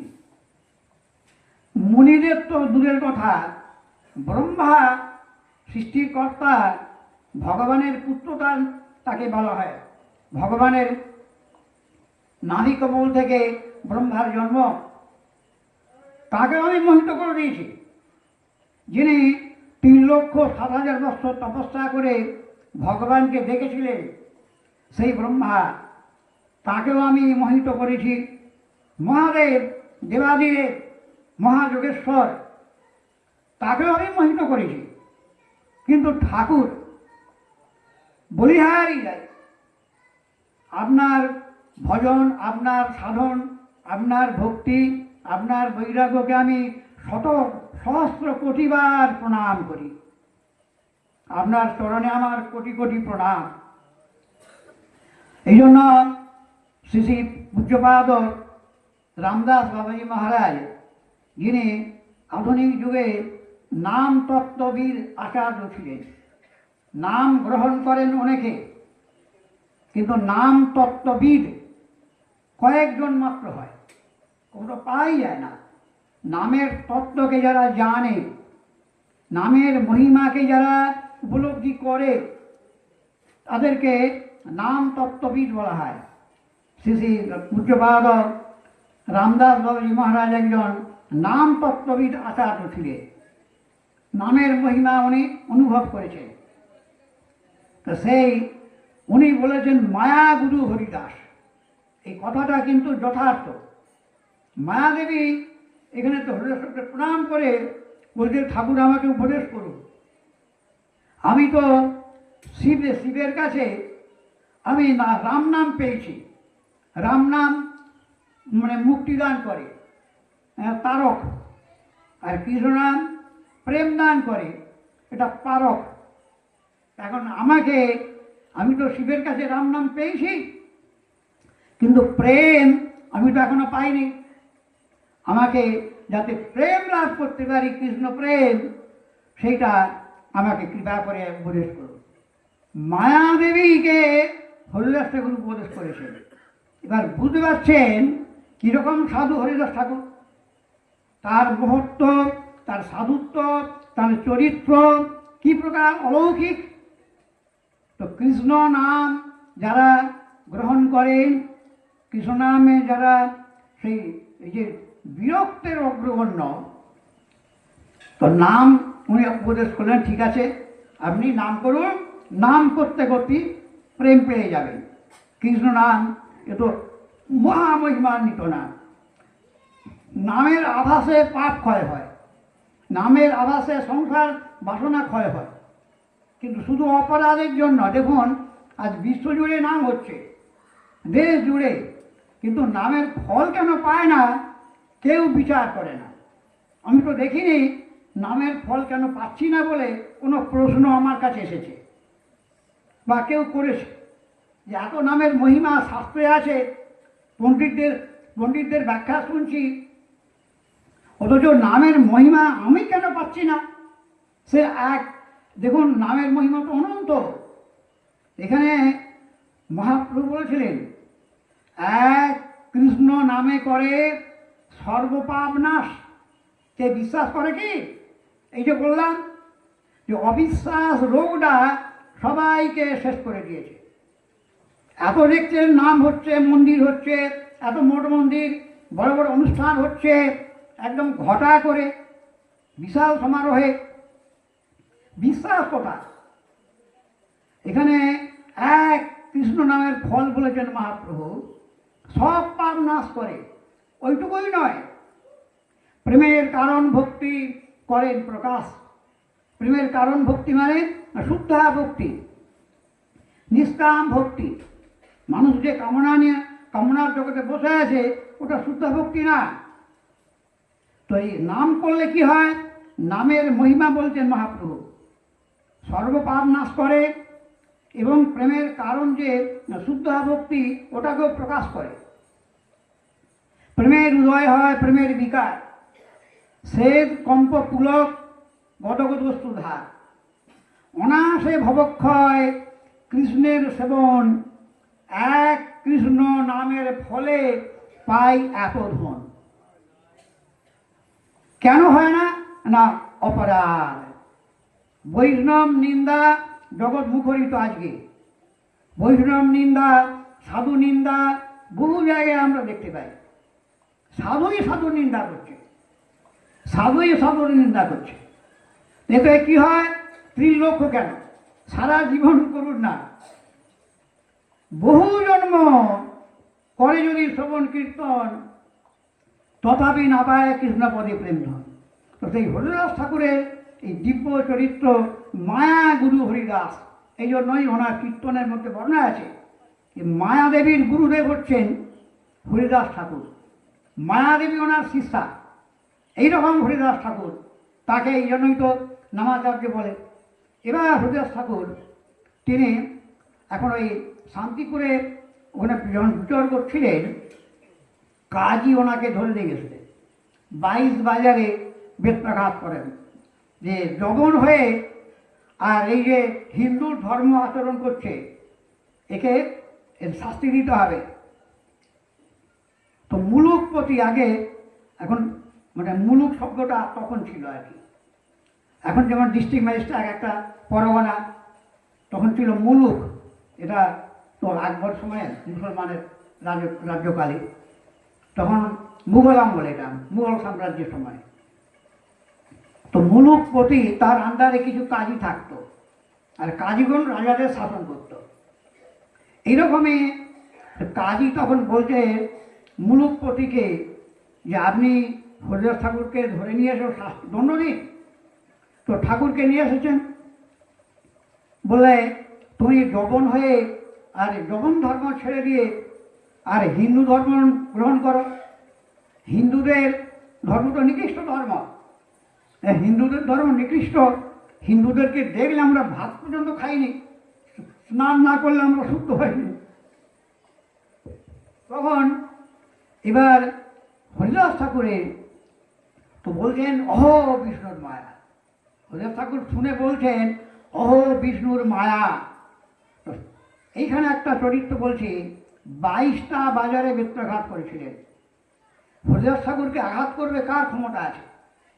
ওখানে বলছেন যে যখন রাবণ হনুমানকে বাণ দিয়েছিলেন, বাণ প্রয়োগ করেছিলেন ব্রহ্মার অস্ত্র, সেই জন্য হনুমান ব্রহ্মার সম্মান রক্ষার জন্য সেই বাণটাকে স্বীকার করেছেন, বন্ধন স্বীকার করেছিলেন। হরিদাস ঠাকুর তিনি এদের এই যে প্রহার তিনি অঙ্গীকার করলেন। কেন? জগৎকে শিক্ষা দিলেন। যখন মুলুকপতি বলছেন ভাই তুমি নাম ছাড়ো, মুসলিম ধর্ম গ্রহণ করো, যবন ধর্ম, তুমি তাহলে তোমার বিনাশ করবে। তো হরিদাস ঠাকুরের যে নিষ্ঠা প্রকাশ করেছেন, কি বলেছিলেন জানেন? খণ্ড খণ্ড হই যদি যায় যদি প্রাণ, তথাপি না ছাড়িব বদনে হরি নাম। আপনারা যদি আমার দেহটাকে খণ্ড খণ্ড করেন, টুকরো টুকরো করে ফেলেন, কিন্তু আমি কখনো হরিনাম ছাড়ব না। এইরকম আচার্য তো এমনি বলা হয় না, এইরকম আচার্য, কিন্তু কিছুই হয়নি। শেষকালে সে অনেক কথা বলা আছে বিস্তার, কয়েকটা অধ্যায় বর্ণনা আছে। শেষকালে সেই যবনগুলো বলছেন তো মরে না দেখছি, এত মারছি, সে খলখল করে হাসছে। তখন বলছেন যারা প্রহার করতে পাঠিয়েছেন যাদেরকে, বলছে দেখুন আপনি যদি না মরেন আমাদের রক্ষা নাই, আমাদের প্রাণ যাবে। তখন বলছে আমাকে তাহলে মরতে হবে। বলছে হ্যাঁ, কেননা আমাদের কাজী দণ্ড দেবে। বেশ আমি মরে যাচ্ছি বলে উনি বসলেন ধ্যানে, এমন সমাধি লাগিয়ে দিলেন আর কোনো শ্বাসক্রিয়া বন্ধ। এবারে মুলুকপতির দরজায় গিয়ে ফেললেন, বলছে দেখুন এই এ তো মরে গেছে, এবার কি করা যাবে? বললে কে তাহলে কী করবে, মাটি দিয়ে দাও। তো কাজীটা খুব দুষ্ট ছিল, মহাপাপী। এখন ব্যাপারটা কি জানেন, যারা নরকে দীর্ঘকাল বাস করবে তারা স্থায়ী টিকিট করে ফেলেছে, তাদের তো দুর্মতি থাকবেই না, নরকে যাবেই, কনফার্ম হয়ে গেছে টিকিট। এইরকমই ব্যাপারটা। কাজী বলছে না না, আরে মাটি দিলে তো সদ্গতি হয়ে যাবে। এই যে হিন্দুদের ধর্ম নিয়েছে, এর জন্য ওকে দণ্ড দিতে হবে, সদ্গতি যাতে না হয়। কী করতে হবে? বলে গাঙে ফেলে দাও। গাঙে মানে গঙ্গা দেবী যিনি সবচেয়ে পবিত্র, সেটাকে জবনরা বলে ওটা একটা খাল বিলের মতো আর কি। তো এবারে যখন তুলছে তাকে, কেউ নামাতে পারছে না। হরিদাস ঠাকুর এমন খেল দেখিয়েছে এখানে, এবার মহা বলবান 10 জন 12 জন তাকে ঠেলছে, কিছু নাড়াতে পারে না। বিশ্বম্ভর অধিষ্ঠান তার হৃদয়ের মধ্যে রয়েছে। সেখানে বলছেন কৃষ্ণানন্দ সুধা সিন্ধু মাঝে ভাসে হরিদাস। হ্যাঁ, তার কিছুই স্মৃতি নেই, তিনি কোথায় আছেন, দেহে আছেন কি কোন জায়গায় আছেন কোনো অনুভব নেই। কৃষ্ণানন্দ মানে ভগবত স্বরূপের যে অনন্ত আনন্দ তার সিন্ধুতে ডুবে আছেন। তো যাই হোক, সেই হরিদাস ঠাকুরকে শেষকালে যখন দেখছেন যে তার পারবে না, তো সবাই মিলে ধরে গঙ্গা ফেলে দিলেন। যাক, গঙ্গা দেবী প্রার্থনা করেন এরকম ঠাকুরের স্পর্শ পাওয়ার জন্য। গঙ্গাও বাঁধছেন হরিদাসের মর্জন। সেই হরিদাস ঠাকুর এইভাবে গঙ্গা দেবীর স্পর্শে গঙ্গা দেবী পবিত্র হলেন। এইভাবে হরিদাস ঠাকুর শেষকালে বললেন, মুলুকপতি আমার অপরাধ ক্ষমা করবেন বাবু, আপনার মহিমা জানতে পারিনি, ক্ষমা চাইছে মনে, আপনি এখন যেখানে খুশি যান, আমরা কেউ কিছু আপনাকে বলবে না। তো সেই হরিদাস ঠাকুর এবার দেখুন, এবার মহাপ্রভুর লীলা যখন শুরু হলো, প্রথম পুরোহিত হচ্ছেন নাম প্রচারে হরিদাস ঠাকুর, নিত্যানন্দ প্রভু। শুনো শুনো নিত্যানন্দ, শুনো হরিদাস, সর্বত্র আমার আজ্ঞা করো প্রকাশ। হ্যাঁ, প্রতি ঘরে ঘরে গিয়া করো এই ভিক্ষা, ভজ কৃষ্ণ লহ কৃষ্ণ করো কৃষ্ণ শিক্ষা। এই হলো ভিক্ষা, ভিক্ষা করবে, চাল ডাল টাকা না, প্রত্যেক ঘরে ঘরে যাবে, কৃষ্ণ নাম করো, কৃষ্ণ ভজন করো, কৃষ্ণ শিক্ষা করো, এই ভিক্ষা। তো এটা হরিদাস ঠাকুর শেখানো ছিলেন। মানে মহাপ্রভুর লীলা চরিত্রে শুরু থেকে শেষ পর্যন্ত হরিদাস ঠাকুরের ব্যাপক ভূমিকা আছে। এই জন্যই বৃন্দাবনদাস ঠাকুর কথাটা বলতে পেরেছেন যে অনুচর গণের মধ্যে হরিদাস ঠাকুর মহামুখ্য অনুচর। তো সেই হরিদাস ঠাকুর এবার মহাপ্রভু নীলাচলে যাবেন। তো নীলাচলে যখন যাবেন, হরিদাস ঠাকুর বললেন, প্রভু আমার কি গতি হবে? তুমি যদি চলে যাও আমার কি গতি হবে? দেখুন, অগতির গতি ভগবান, এটা তো ঠাকুরের চরিত্রে অনেক শিক্ষা আছে। অনন্য চিন্তয়ন্তমান যোজনা পর্যুপাসতে তেষাং নিত্যাভিযুক্তানাং যোগক্ষেমং বাহাম্যহম। এই শ্লোকটাকে যদি বিশ্লেষণ করা যায়, হরিদাস ঠাকুর একটি জ্বলন্ত উজ্জ্বল দৃষ্টান্ত। ভগবান কেমন করে পালন করেন, পোষণ করেন ভক্তকে, এই চরিত্রে বর্ণনা আছে। যখন নীলাচলে যাবেন, সন্ন্যাস নেবেন, নিয়ে যাচ্ছেন, হরিদাস ঠাকুর একবারে ক্রন্দন করতে করতে বলছে, প্রভু আমার কি গতি হবে? আমি তো যেতে পারবো না নীলাচলে, আর তোমার দর্শন বিনা আমি পাপিষ্ঠ জীবন ধারণ করবো কী করে? তার এই দৈন্য কাতর প্রার্থনা শুনে মহাপ্রভুর হৃদয় একদম বিগলিত হয়ে গেছে। দৈন্যই হচ্ছে ভক্তির জীবনী শক্তি।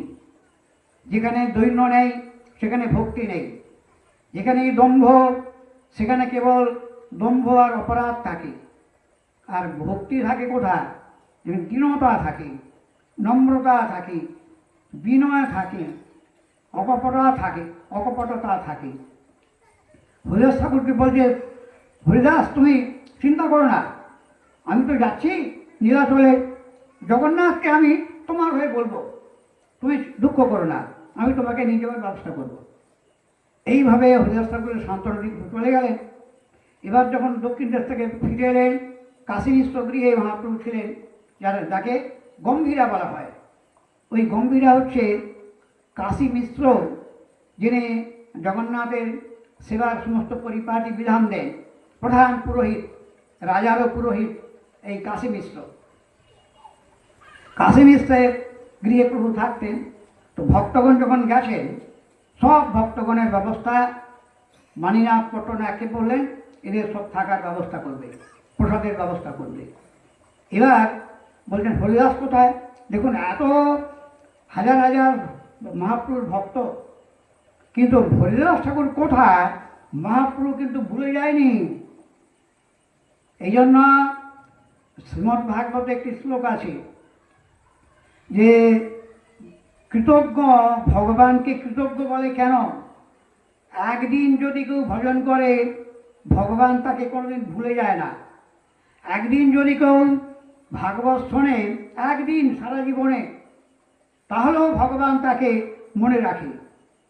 একদিন যদি গোবিন্দের পূজা করে, একদিন, তাহলেও ভগবান তাকে মনে রাখে যে আমার একদিন তো পূজা করেছে।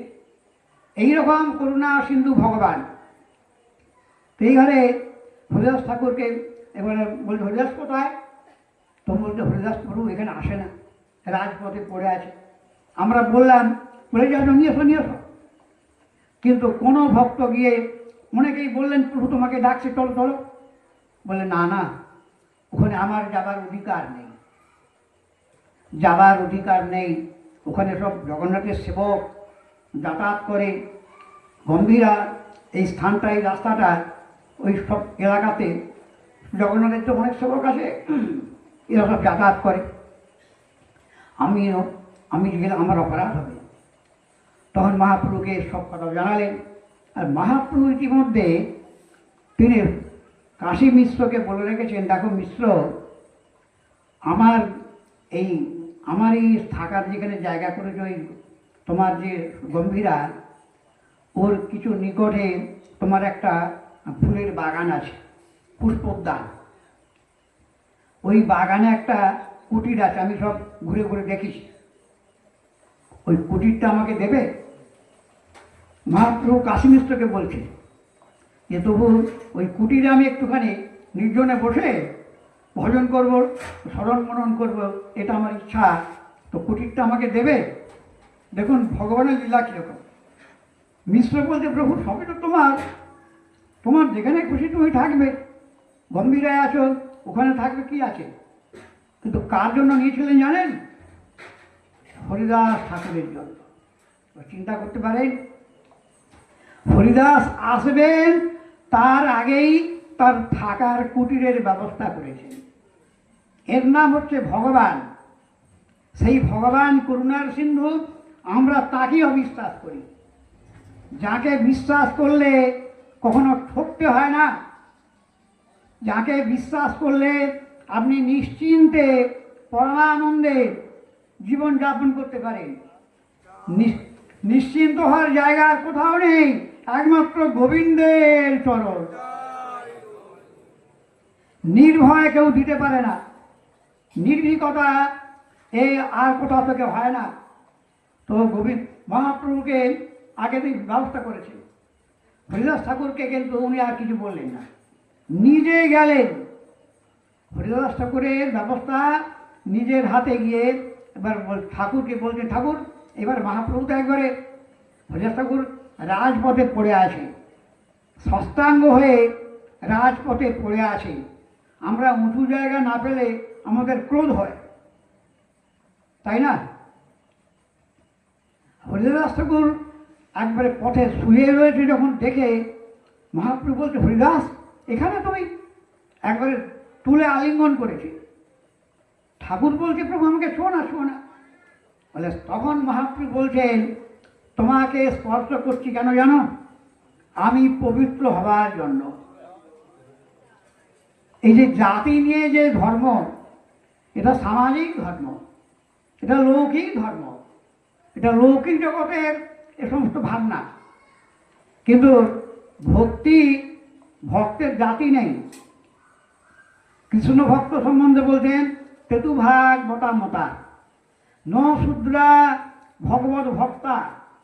পদ্ম পুরাণে জানানো হয়েছে, ন শূদ্রা, শূদ্র জাতিতে এসেছে তাকে শূদ্র দিতে বলবে? বলছে না, ন শূদ্রা ভগবত ভক্তা। যে ভগবানের ভক্ত তাকে জাতি দিয়ে বিচার করবে না। তাহলে কারা?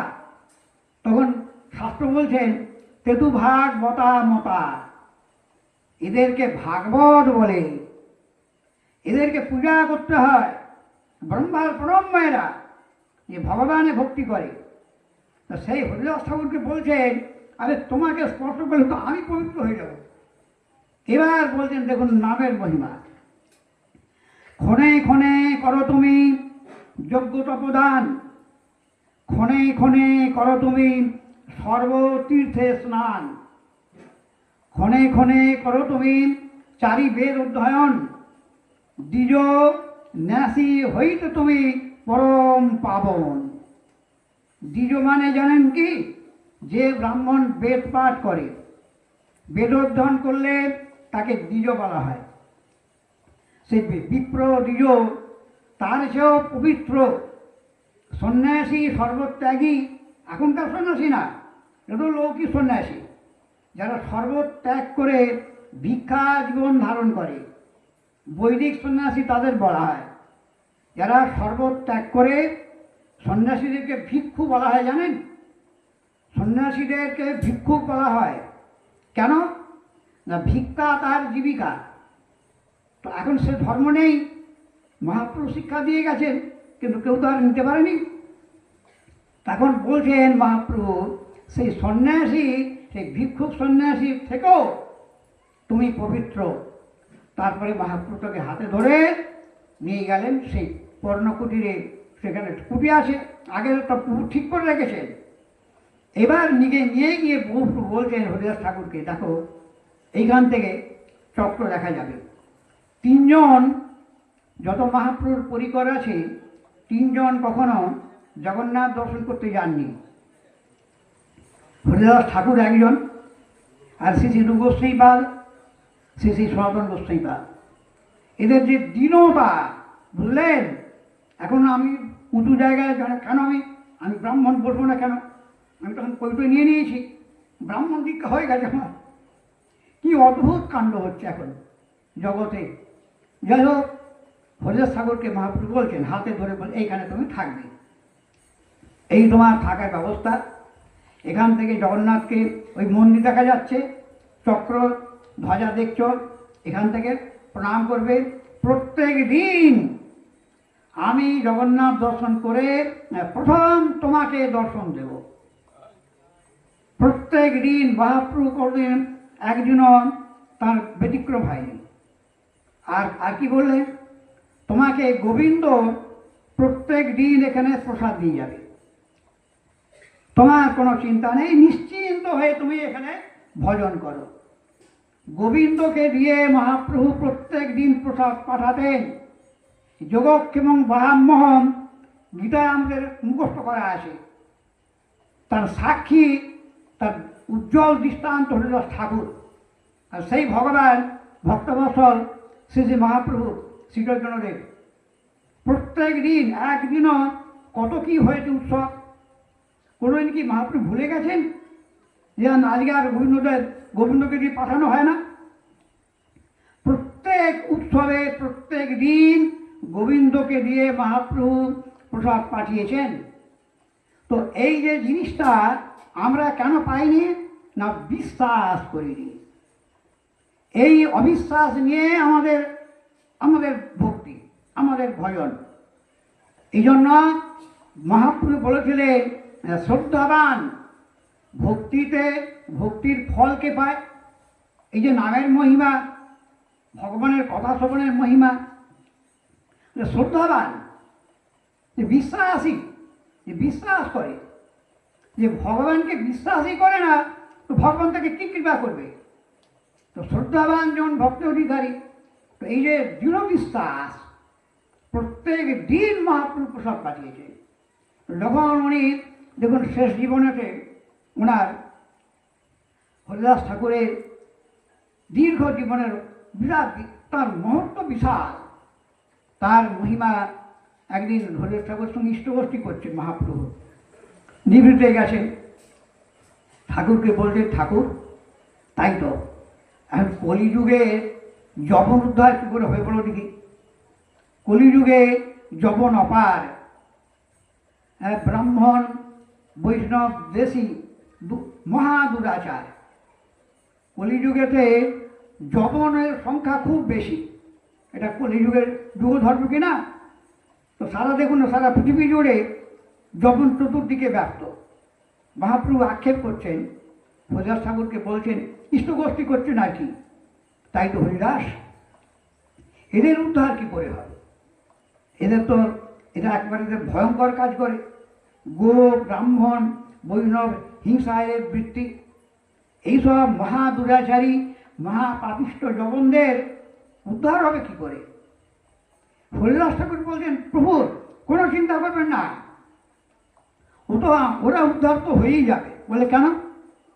যে এরা ওই শুকরকে, ম্লেচ্ছরা শুকরকে হারাম বলে, হারাম। এখন হা এটা প্রেমবাসী একটা শব্দ, আর রাম, তো ওরা বলে কি উদ্দেশ্যে? শুকরকে হারাম বলে, তো ভগবানকে তো বলে না। বলে তো নামহস্ত হয়ে যাচ্ছে। তাহলে অজামিল যদি তার পুত্রকে নারায়ণ বলে উদ্ধার হয়ে যায়, তাহলে এই জবনগুলো হারাম হারাম করে। তো একটি শ্লোক আছে নৃসিংহ পুরাণে, নৃসিংহ পুরাণে একটা শ্লোক আছে, দ্রংষ্ট হতম্লেচ্ছ হারামেতি পুনঃ পুনঃ উত্তাপি ভগবান নাম মুক্তিম আপনতি। এখানে বলছেন যে দংশি মানে যার ওই দাঁতলা আর কি, দাঁতা যেরকম শুকর এখন একটা নেত্রকে ধরেছে, সেরকম হারাম হারাম করে চিৎকার করছে, তাকে ধরেছে আর কি, দোষটি ধ্বংসা হতো। সে চিৎকার করছে, আরে হারাম ধরেছে না, হারাম ধরেছে। তো বলছে তাহলে এই যে রাম শব্দ তো আছে, রাম শব্দ আছে, হা শব্দ সেটা আরো মহিমান্বিত, অতএব এরা তো উদ্ধার হয়ে যাবে প্রভু। তো নামা ভাষে এরা উদ্ধার হয়ে যাবে। মহাপ্রভু তখন বলছে, বাহ তুমি তো বেশ যুক্তি দিলে, হ্যাঁ ঠিক বটে। তো নামা ভাষে মুক্তি হয়। এখানে দেখুন হরিদাস ঠাকুরের অনেক মহিমা আছে। এবার একদিন ঘটনা বলছেন, এই গোবর্ধন আর হিরণ্য, যে হরিদাস ঠাকুরের যে মানে তার ওই রঘুনাথ দাস গোস্বামীপাদের পিতা, হিরণ্য আর গোবর্ধন তার জ্যাঠামশাই, গোবর্ধনের পুত্র হিরণ্য গোবর্ধন দুই ভাই আর কি। গোবর্ধনেরই পুত্র হচ্ছে হরিদাস ঠাকুর, এই রঘুনাথ দাস গোস্বামী। তো রঘুনাথ দাস গোস্বামীর যে পিতা জ্যাঠা, সেখানে উনি বলরাম আচার্যের ওনাদের পুরোহিত ছিলেন। বলরাম আচার্য যত্ন করে হরিদাস ঠাকুরকে নিয়ে গেছিলেন, বলে ঠাকুর কিছুদিন ওখানে যাবেন, আমার ঘরে ভিক্ষা করবেন, আর ওখানেতে একটু সৎসঙ্গ হবে। হরিণ্য গোবর্ধন আমার যজমান, ওরা খুব ভক্ত লোক, ঠিক আছে। তো এসেছেন, হরিদাস ঠাকুর কয়েকদিন ছিলেন, তো ভিক্ষা করেন বলরাম আচার্য তার গৃহেতে। এখানে একদিন সভা ডাকলো, সব পণ্ডিতরা এসেছেন, অনেক ব্রাহ্মণ পণ্ডিত চারিদিকে বসেছেন। এবারে সবার মধ্যে একটা কথা উঠল, ঠাকুর 3 লক্ষ করে হরিনাম করে। তখন বললে, আচ্ছা ঠাকুর যখন হরিনাম করে, তাহলে আজকের আলোচনা নামকে নিয়েই হোক। বেশ, তো হরিনামে কি ফল, এই হলো প্রশ্ন। যে হরিনাম করেন, অনেকেই করেন, ঠাকুর তো করেনি, হরিনামের ফলটা কি, এইটা নিয়ে বিচার আরম্ভ হলো। অনেক পণ্ডিতরা অনেক কথা বলছেন। কেউ বলছেন নামের ফলে পাপক্ষয় হয়, কেউ বলছেন সংসারের ক্ষয় হয়, মানে সংসার বাসনা আর কি, বিষয়ভোগের বাসনার নাম সংসার, তৃষ্ণারোহী সংসার। সংসারের একটা মানে আছে, সংসার ক্ষয় মানে আপনার ঘর বাড়ি ভেঙে যাবে না, সংসার ক্ষয় মানে বিষয় ভোগের তৃষ্ণার নাশ হয়ে যাবে, মন থেকে অন্তর থেকে ভোগের আকাঙ্ক্ষা একবারে নির্মূল হয়ে যাবে, তাকে বলে সংসার ক্ষয়। এখন এইবার কেউ বলছেন নামের আভাসে এটা হতে পারে, নামেতে হয়, নামের ফলে তাহলে পাপক্ষয় হয়, একটা পক্ষ হলো। আর একটা পক্ষ বলছে হ্যাঁ পাপক্ষয় হয় আর সংসারেরও ক্ষয় হয়, মানে সংসারের মুক্তি হয় আর কি। তখন হরিদাস ঠাকুরকে জিজ্ঞাসা করছে, ঠাকুর এবার তুমি কি বলো? ঠাকুরকে বলছেন, ঠাকুর বলছেন দেখুন আপনারা যেটা বলেছেন এটা তো হয়ই, এটা আনুষঙ্গিক ফল, নামের মুখ্য ফল নয়। নামের ফলে কৃষ্ণ পদে প্রেম উপজয়, নামের ফলে কৃষ্ণপাদ বন্ধে প্রেম ভক্তি লাভ হয়, আর এটা তো আনুষঙ্গিক হয়। তো বলে নামাভাসেই তো মুক্তি হয়ে যায়, নামের দরকার নেই। নামাভাসে মুক্তি হয় সর্বশাস্ত্রে দেখি, শ্রী ভাগবতে অজামিল সাক্ষী।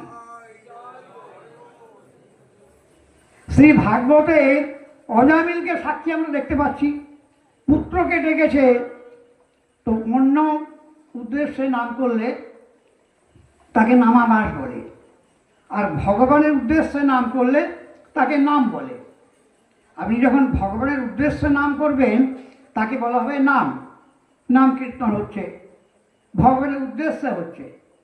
কিন্তু একটা ছেলেকে ডাকছেন, এই হরি, এই গোবিন্দ, এই সাহেব এখানে আসো, ধরুন একটা ছেলেকে ডাকছেন আপনি, এই যে ভগবানের নামটা হলো, একে বলে নামাভাস, নামের আভাস আর কি, নাম নয়, নামের আভাস। এতেই মুক্তি লাভ হয়। এই নামাভাসেই সর্বপাপ ক্ষয় হয়, প্রায়শ্চিত্ত করার প্রয়োজন হয় না। তা নামাভাসে মুক্তি হয়, সব শাস্ত্রে আছে এটা, আর ভাগবতে তো প্রসিদ্ধ অজামিল উপাখ্যানে। এখন সেইখানেতে একজন গোপাল চক্রবর্তী নামে এক ব্রাহ্মণ ছিলেন। সে নবীন যুবক, সুন্দর দেখতে, সবে পাস করে এসেছে, অনেকগুলো ডিগ্রি আছে তার। এখন অনেক পাস করে বেদান্ত তীর্থ, ব্যাকরণ তীর্থ, বেদান্ত তীর্থ, কাব্য তীর্থ সব পাস করে এসছে। সে পণ্ডিত, তার গায়ে লেগেছে, বলে আরে এই নামাভাসে মুক্তি হয়, এটা কথা? হ্যাঁ, কোটি জন্মে ব্রহ্মজ্ঞানে যেই মুক্তি নয়, কোটি জন্মে ব্রহ্মজ্ঞানে যেই মুক্তি নয়, এই কহে নামাভাসে সেই মুক্তি হয়, এটা কথা? এই ভাবুকের সিদ্ধান্ত শোনো, ভাবুকের সিদ্ধান্ত শোনো, কহে সরল বচন। সে রেগে গিয়ে ক্রোধ হয়ে একদম লাল হয়ে গেছে সেই গোপাল চক্রবর্তী। বলছে এ কিরকম ভাবুক দেখো, কোনো শাস্ত্রজ্ঞান আছে নামাভাসে নাকি মুক্তি হয়? কোটি ব্রহ্মজ্ঞানে মুক্তি হয় না, মুক্তি সস্তা নাকি? নামাভাস হরিদাস ঠাকুর বলছে কেন? এটা তো ওনার স্বাভাবিক কথা এটা। তখন বলছেন, যদি নামাভাসে মুক্তি নয় তবে তোমার নাক কাটি করো নিশ্চয়। বল, যদি নামাভাসে মুক্তি না হয় তোমার নাক কেটে দেবো, ঠিক আছে? এখন তর্ক আরম্ভ হলো। তর্ক হচ্ছে, যদি আমি হেরে যাই সেটা বলে না, নামাভাসে যদি মুক্তি নয় ঠাকুর তোমার নাক কেটে দেবো আমি। ঠাকুর বলছেন নিশ্চয়ই নাক কাটবে। ঠাকুর কহে নামাভাসে যদি মুক্তি নয় তবে আমার নাক কাটিও এই সুনিশ্চয়, ঠিক আছে? নামাভাসে যদি মুক্তি না হয় নিশ্চয়ই তুমি আমার নাক 50 বার নাক কাটি দেবো। এই যখন নাক কাটাকাটি কথা হয়ে গেছে, সব হাহাকার করে দিচ্ছে, আরে সর্বনাশ, হরিদাস ঠাকুরের অপমান করলি তুই। সব বলরাম আচার্য সব খেপে গেছে তারা। ব্রাহ্মণকে তো ত্যাগ করে দিলে। হিরণ্য গোবর্ধন একটা চাকরি করতো ওখানে, ওই খাজনা নিয়ে যেত যে কাজী অফিসে, বলে তুমি আজ থেকে তোমার দ্বার মারা, আমার ভিটে উঠবে না তুমি। হরিদাস ঠাকুরকে অপমান করলে তুমি, এবার ভিটে উঠবে না তুমি কখনো। আর ঠাকুর বলছেন, দেখো দুঃখ করো না তোমরা। সবাই প্রণাম করছে হরিদাস ঠাকুরকে, আমরা ঠাকুর আমাকে ডেকে নিয়ে এসে আর অপমান করা হচ্ছে, সবাই আমাদের অপরাধ হয়ে গেছে। বলে না না, ঠাকুর তো করুণার সিন্ধু, এ অজ্ঞ ব্রাহ্মণ, এ কি করে জানবে নামের মহিমা? তর্কনিষ্ঠ মন, তর্কনিষ্ঠ মন দিয়ে কি ভগবান নামের মহিমা জানা যায়? এ কোথা থেকে পাবে এসব জ্ঞান সিদ্ধান্ত? তো বলে তোমরা কেউ দুঃখ করো না। তারপর কি হচ্ছে জানেন? এখানে কবিরাজ লিখছেন, চৈতন্য চরিতামৃতে বর্ণনা আছে এটা, বলছেন ভক্তের স্বভাব অজ্ঞের দোষ ক্ষমা করে, ভক্তের স্বভাব অজ্ঞের দোষ ক্ষমা করে, আর কৃষ্ণের স্বভাব ভক্ত নিন্দা সহিতে না পারে। ভক্তের স্বভাব দোষ ক্ষমা করে দেয়, এই অজ্ঞ তারা জানে। ভক্তের স্বভাব দোষ ক্ষমা করে, কিন্তু ভগবান তো ছাড়বে না। ভগবান যার নাম করছেন আপনি, আর ভক্তের নিন্দা করছেন, নামও করছেন, তা না ভগবানকে আপনাকে ছেড়ে দেবে? নাম করবেন আর নিন্দা করবেন বৈষ্ণবে, ভগবান আপনাকে ছাড়বে না। নামের ফল তো পাবেনই না, দণ্ডই পাবেন। নাম অপরাধের জন্য, বৈষ্ণব নিন্দার জন্য দণ্ড হবে। সেখানে সারা জীবন নাম করলেও নাম ক্ষমা করবে না, কৃপা করবে না। তা 3 দিনে কি হলো দেখুন, কৃষ্ণ কেমন ফলটি দিলেন। 3 দিনের মধ্যে সেই ব্রাহ্মণের একদম গৌরবর্ণ টকটকে চেহারা, খুব সুন্দর শরীর আর কি। এই জন্য রূপের একটা অহংকার থাকে তো, সুন্দর দেখতে, আবার পণ্ডিত, আবার ব্রাহ্মণ, অনেক অনেকগুলো তার গুণ আছে। তো বলছেন 3 দিনের মধ্যে তার কুষ্ঠ হয়ে গেল। কুষ্ঠ, অতি উচ্চ নাসিকা খসিয়া পড়িল। একবারে নাক এমন কাটলেন ভগবান, ভগবান এমন নাক কেটে দিলেন, হ্যাঁ, যে অত্যন্ত তার সুন্দর নাসিকা ছিল, গৌরবর্ণ চেহারা, তো কুষ্ঠে নাকটা গলে পড়ে গেল। সবাই অবাক হয়ে গেল। হরিদাস ঠাকুরের মহিমা, নামের মহিমা সবাই বুঝতে পারলেন যে কি মহামহিমান্বিত ভগবান নামের মহিমা। নামা ভাষাই মুক্তি হয়, এটা মহাপ্রভু ভগবান দেখিয়ে দিলেন। এইভাবে সেই হরিদাস ঠাকুর, এবার দেখুন তার আমি 2-1টা কথা বলছি। আগামীকাল তো নির্যান তিথি আছে। আগামীকালে যে সূচক কীর্তন আছে, শ্রী শ্রী পূজ্যপাদ রামদাস বাবাজি মহারাজ, উনি ছিলেন সত্যিকারের একজন বৈষ্ণব আচার্য। নিত্য পরিকরদের গুণগান করতেন। কেন জানেন? এখন তো এমনি অনুষ্ঠান হচ্ছে, একটা সূচক আছে, করতে হবে। সূচক আছে, আজকে অমুকের সূচক আছে, একটা করতে হবে। এটা তো তা নয়। উনি করতেন কেন না, ওদের চরিত্রটাকে আস্বাদন করতেন। নিত্যলীলার পরিকরদের যে ভাব, সেই ভাবের সঙ্গে নিজের ভাবকে না মেলালে সেই দিব্য রসটা পাওয়া যায় না। এই জন্য সেই সিদ্ধ পুরুষদের উনি অনেক সূচক কীর্তন করেছেন। যত মহাপুরুষ আমাদের গৌরলীলার পরিকর এসেছেন, সরব গোস্বামী পাদগণ, কবিরাজ গোস্বামী পাদ প্রভৃতি, প্রত্যেকের সূচক উনি একটা পৃথক একটা গ্রন্থ আমরা দেখি, ওনার সেবকরা সে তৈরি করেছে। তো সূচক মানে ওনাদের গুণাবলী। আপনি এই 8টি দৈন্য পাবেন কোথায়? জপ তপ করে হবে? কোনোদিনই আশা করা যায় না। বলছেন ওনার কীর্তনে আছে, উৎকণ্ঠাগত প্রাণ যাদের, তাদের কৃপা বিনে উৎকণ্ঠা হয় না কোনো সাধনে। ভগবানকে পাওয়ার জন্য সাধন কি জানেন? শুধু নামের সংখ্যা পূরণ নয়। নামের সংখ্যা পূরণ করে ভগবানকে পেয়ে যাবেন, এ মূর্খতা যেন কখনো ভাববেন না। এটা মূর্খতা। কখন পান ভগবানকে? নাম করতে করতে যদি আপনার উৎকণ্ঠা হয়, ভগবানকে পাবার জন্য, ভগবানকে দেখার জন্য যদি আপনার উৎকণ্ঠা হয়, তবে আপনি ভগবানকে পাবেন।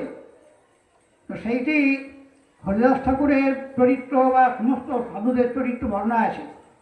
উৎকণ্ঠা হয় কারে, কিভাবে? উৎকণ্ঠা যাদের থাকে অন্তরে, তাদের কৃপা বিনা উৎকণ্ঠা হয় না কোনো সাধনে। তো শ্রী শ্রী সনাতন গোস্বামীপাদ লিখেছেন দিগদর্শনী টিকায়, ভগবত প্রাপ্তি কিসের দ্বারা হয়? এত নাম হচ্ছে, এত পাঠ হচ্ছে, এত বৈরাগ্যের যাজন হচ্ছে, এত নিয়ম হচ্ছে, এত আচার হচ্ছে, ভগবানকে কিসের, কোন গুণে ভগবানকে পাওয়া যায়? আচারে নয়, বিচারে নয়, বৈরাগ্যে নয়, কিসের দ্বারা? উৎকণ্ঠা এব ভবতি তৎপ্রাপ্তির হেতু। সনাতন গোস্বামীবাদ গৌড়ীয় বৈষ্ণব জগতের আচার্য মুকুটমণি, প্রধান আচার্য শ্রী শ্রী রূপ সনাতন পাদ। আমাদের সম্প্রদায়ে প্রধান আচার্য শ্রী শ্রী রূপ গোস্বামীবাদ, শ্রী শ্রী সনাতন গোস্বামীবাদ। এদের গ্রন্থ যখন পড়বেন আপনি, তবে বৈষ্ণব ধর্ম জানতে পারবেন। সেখানে বলেছেন, যখন ভজন করতে করতে নাম করছেন আপনি, কীর্তন করছেন আপনি, ভগবানের জন্য উৎকণ্ঠা হবে। উৎকণ্ঠা এবং উৎকণ্ঠাই ভগবানকে লাভের, ভগবত প্রাপ্তির একমাত্র কারণ। এই উৎকণ্ঠাটা হয় কিভাবে? এই শ্রী শ্রী রামদাস বাবাজি মহারাজের কীর্তনে উনি বলে গেছেন, উৎকণ্ঠা হয় না কোনো সাধনে। উৎকণ্ঠাগত প্রাণ যাদের, তাদের কৃপা বিনে। আজকে যে আমি হরিদাস ঠাকুরের পাঠ করতে এসেছি, এখানে বিশেষ কারণবশত আমি হঠাৎ এসেছি। বৃন্দাবন থেকে আমার আসার কথা নয়, এখন এই বুধবার এসেছি। তা আমি ভাবলাম একটা লাভ তো হবে, হরিদাস ঠাকুরের একটুখানি চরিত্র যদি ছোঁয়া যায়, তাহলেও একটা জীবন সার্থক হয়। তা সেই হরিদাস ঠাকুরের যে মহিমা, তার উৎকণ্ঠা কীরকম, সেই ঠাকুরকে মহাপ্রভু প্রত্যেক দিন প্রসাদ পাঠিয়েছেন, পোষণ করেছেন। তারপরে হরিদাস ঠাকুরের ইচ্ছা হয়েছে তিনি প্রাণ ত্যাগ করবেন। ইচ্ছা করেছেন মহাপ্রভুর। এবার কখন হয়েছে না, ওনার সংখ্যা পূরণ হচ্ছে না, বার্ধক্য দেহ। তো গোবিন্দ প্রসাদ নিয়ে আসতেন প্রত্যেক দিন। একদিন গোবিন্দ প্রসাদ নিয়ে গেছেন, বলতেন একদিন গোবিন্দ আনন্দিত হয়। হ্যাঁ, প্রসাদ লইয়া গেলাম, হরিদাস ঠাকুরকে প্রসাদ দিতে গেছেন আনন্দিত হয়ে গেছে, বুঝলেন। প্রত্যেক দিন আচ্ছা, প্রত্যেক দিন গোবিন্দ প্রসাদ নিয়ে যেতেন, কিন্তু আনন্দ মনে নিয়ে যেতেন, বুঝলেন। তো অনেকটা বিরক্ত হতে পারে, আরে রোজ রোজ ভাল লাগে না, রোজ রোজ এই প্রসাদ নিয়ে যাওয়া একই কাজ। তো উনি আনন্দিত হয়ে, আমি বলতে চাইছি যে সেবাতে আনন্দ আছে, মহতের সেবাতে একটা আনন্দ আছে। সেই আনন্দটা অনুভব করলেন গোবিন্দ। প্রত্যেক দিন প্রসাদ নিয়ে যেতেন। তেমন প্রসাদ নিয়ে গেছেন, ঠাকুর শয়ন করে আছেন, মন্দ মন্দ হরিনাম সংখ্যা কীর্তন করছেন। আর গোবিন্দ গিয়ে বলছেন, ঠাকুর প্রসাদ এনেছি, প্রসাদ গ্রহণ করুন। তখন হরিদাস ঠাকুর বলছে, তাই তো গোবিন্দ, আমি তো আজকে প্রসাদ কী করে নিই বলো দেখি। আমার যে নিয়ম, সংখ্যা পূরণ না করে কোনোদিন প্রসাদ গ্রহণ করিনি। আর প্রসাদকেও তুমি এনেছ, আমার সংখ্যা পূরণও হয় না। তো প্রসাদকে তিনি প্রণাম করলে। প্রসাদের একটা মর্যাদা আছে না, তো খাবার নয়, মানুষ খায় খাবার, খাদ্য, আর ভক্তরা খায় প্রসাদ, অধরামৃত। ভগবানের অধরামৃত একটা ভোজন, ভগবানের মহাপ্রসাদ ভোজনকে একটা ভজনাঙ্গ বলে, ভক্তির অঙ্গ। এটা খাদ্য খাওয়া নয়। তখন শেষকালে হরিদাস ঠাকুর বলছে, দেখো আজকে নিয়মটা তো উল্লঙ্ঘন হয়ে যাবে। তখন প্রসাদকে প্রণাম করে এক রঞ্চ, মানে একটা কোণা তিনি মুখে দিলেন প্রণাম করে। ঠাকুর প্রসাদ নিয়ে, ওই গোবিন্দ প্রসাদ নিয়ে ফিরে গেলেন। এবারে মহাপ্রভুকে খবর দিলেন। মহাপ্রভু তো ছুটে এসেছেন, বলে, হরিদাস কি তোমার অসুস্থ, কি কেমন আছো? বলে, প্রভু আমার শরীর সুস্থ। শরীর আমার কোনো অসুস্থ নয়, কিন্তু আমার বুদ্ধি, মন অসুস্থ। মন আমার অসুস্থ, কেননা সংখ্যা পূরণ হয় নাকি না, সংখ্যা পূরণ না হওয়ার জন্য অসুস্থ, বুঝলেন। এবারে আপনারা কোথায় কি আছেন চিন্তা করুন। তো তারপর বলে, আরে তুমি শোনো, মহাপ্রভু বলছেন এখন বৃদ্ধ হয়েছ, সংখ্যা একটু অল্প করো, এখন বয়স হয়ে গেছে তোমার, আর তুমি সিদ্ধ দেহ হতো, তোমার সাধনের তো কোনো প্রয়োজনই নেই, তোমার সিদ্ধ দেহে সাধনে আগ্রহ করার প্রয়োজন নেই। বলছে না না না প্রভু, কী করে লঙ্ঘন করি। তারপরে বলছে, প্রভু আমার একটা আপনার চরণে নিবেদন আছে, আপনি কি এই অধমের প্রার্থনা পূরণ করবেন? মহাপ্রভু বলছে, কী বলো তুমি? তোমার প্রার্থনা, তোমার আকাঙ্ক্ষা ভগবান অপূর্ণ রাখতে পারে? বলে বলে কী চাও? মহাপ্রভু তখনও বুঝতে পারে না। বলছে, প্রভু আমার মন বলছে আর তুমি বেশি দিন থাকবে না, পৃথিবীতে অপ্রকট হয়ে যাবে, তোমার অপ্রকট লীলা আমি দেখতে পারবো না। তো তার আগে আমার প্রার্থনা যে তোমার সামনে তোমার চরণকে হৃদয়ে ধারণ করে, তোমার ওই কমল চরণ হৃদয়ে ধারণ করে, আর তোমার এই কমল বদন দুই নেত্রে দর্শন করতে করতে, আর মুখে বদনে তোমার নাম কৃষ্ণ চৈতন্য নাম উচ্চারণ করতে করতে আমি প্রাণ ত্যাগ করব, এই আমার ইচ্ছা। যদি ঠাকুর তুমি আমাকে এই ইচ্ছা পূরণ করো, আমার এই ইচ্ছা। মহাপ্রভু বলল, আরে হরিদাস তুমি চলে যাবে, তুমি চলে গেলে আমার তো সব শূন্য হয়ে যাবে। ঠাকুর বলছেন, প্রভু মায়া করো না, আমি একটা কীট কোটাগার, তুই তো অনেক নাচিছ আমাকে, কোথায় অধম কুলে আমার জন্ম নিলাম, আমাকে সাতদণ্ড ভোজন করালে, আমাকে তুমি কিনা করেছ, ভক্ত সমাজে বৈষ্ণব সমাজে আমাকে তুমি সমাদৃত করিয়েছ। ঠাকুর এবারে আর মায়া করো না, আমার ইচ্ছাটা পূরণ করো। তখন মহাপ্রভু বলছেন, দেখো কৃষ্ণের কখনো তার ভৃত্যের ইচ্ছা কৃষ্ণকে অপূর্ণ রাখে, বেশ তাই হবে, তোমার ইচ্ছা তাই হবে। পরের দিন এই মহাপ্রভু এলেন একদম সদল বলে কীর্তন নিয়ে, সেই হরিদাস ঠাকুরের সিদ্ধ বকুলতলায় এসে কীর্তন শুরু করলেন। হরিদাস ঠাকুর সব বৈষ্ণবের চরণ বন্দনা করলেন, সব বৈষ্ণবের চরণ বন্দনা করে সবাইকে প্রণাম জানিয়ে শেষ বিদায় নিচ্ছেন, জীবনের অন্তিম দিনের অন্তিম বিদায় নিচ্ছেন হরিদাস ঠাকুর। তারপরে এইবার মহাপ্রভুর চরণ হৃদয়ে ধারণ করেছেন। মহাপ্রভু বললেন সামনে, চরণখানা একবারে বুকে ধারণ, হৃদয়ে ধারণ করেছেন। আর বদন দিয়ে সেই বদন, নয়ন দিয়ে সেই বদন কোমল, সেই নয়ন ভৃঙ্গ যেন মধুর যে মধুপান করে, ভ্রমর যেমন মধুপান করে, সেই রকম দুই নয়ন দিয়ে কৃষ্ণ চৈতন্যদেবের সেই বদনামৃত তিনি পান করতে লাগলেন।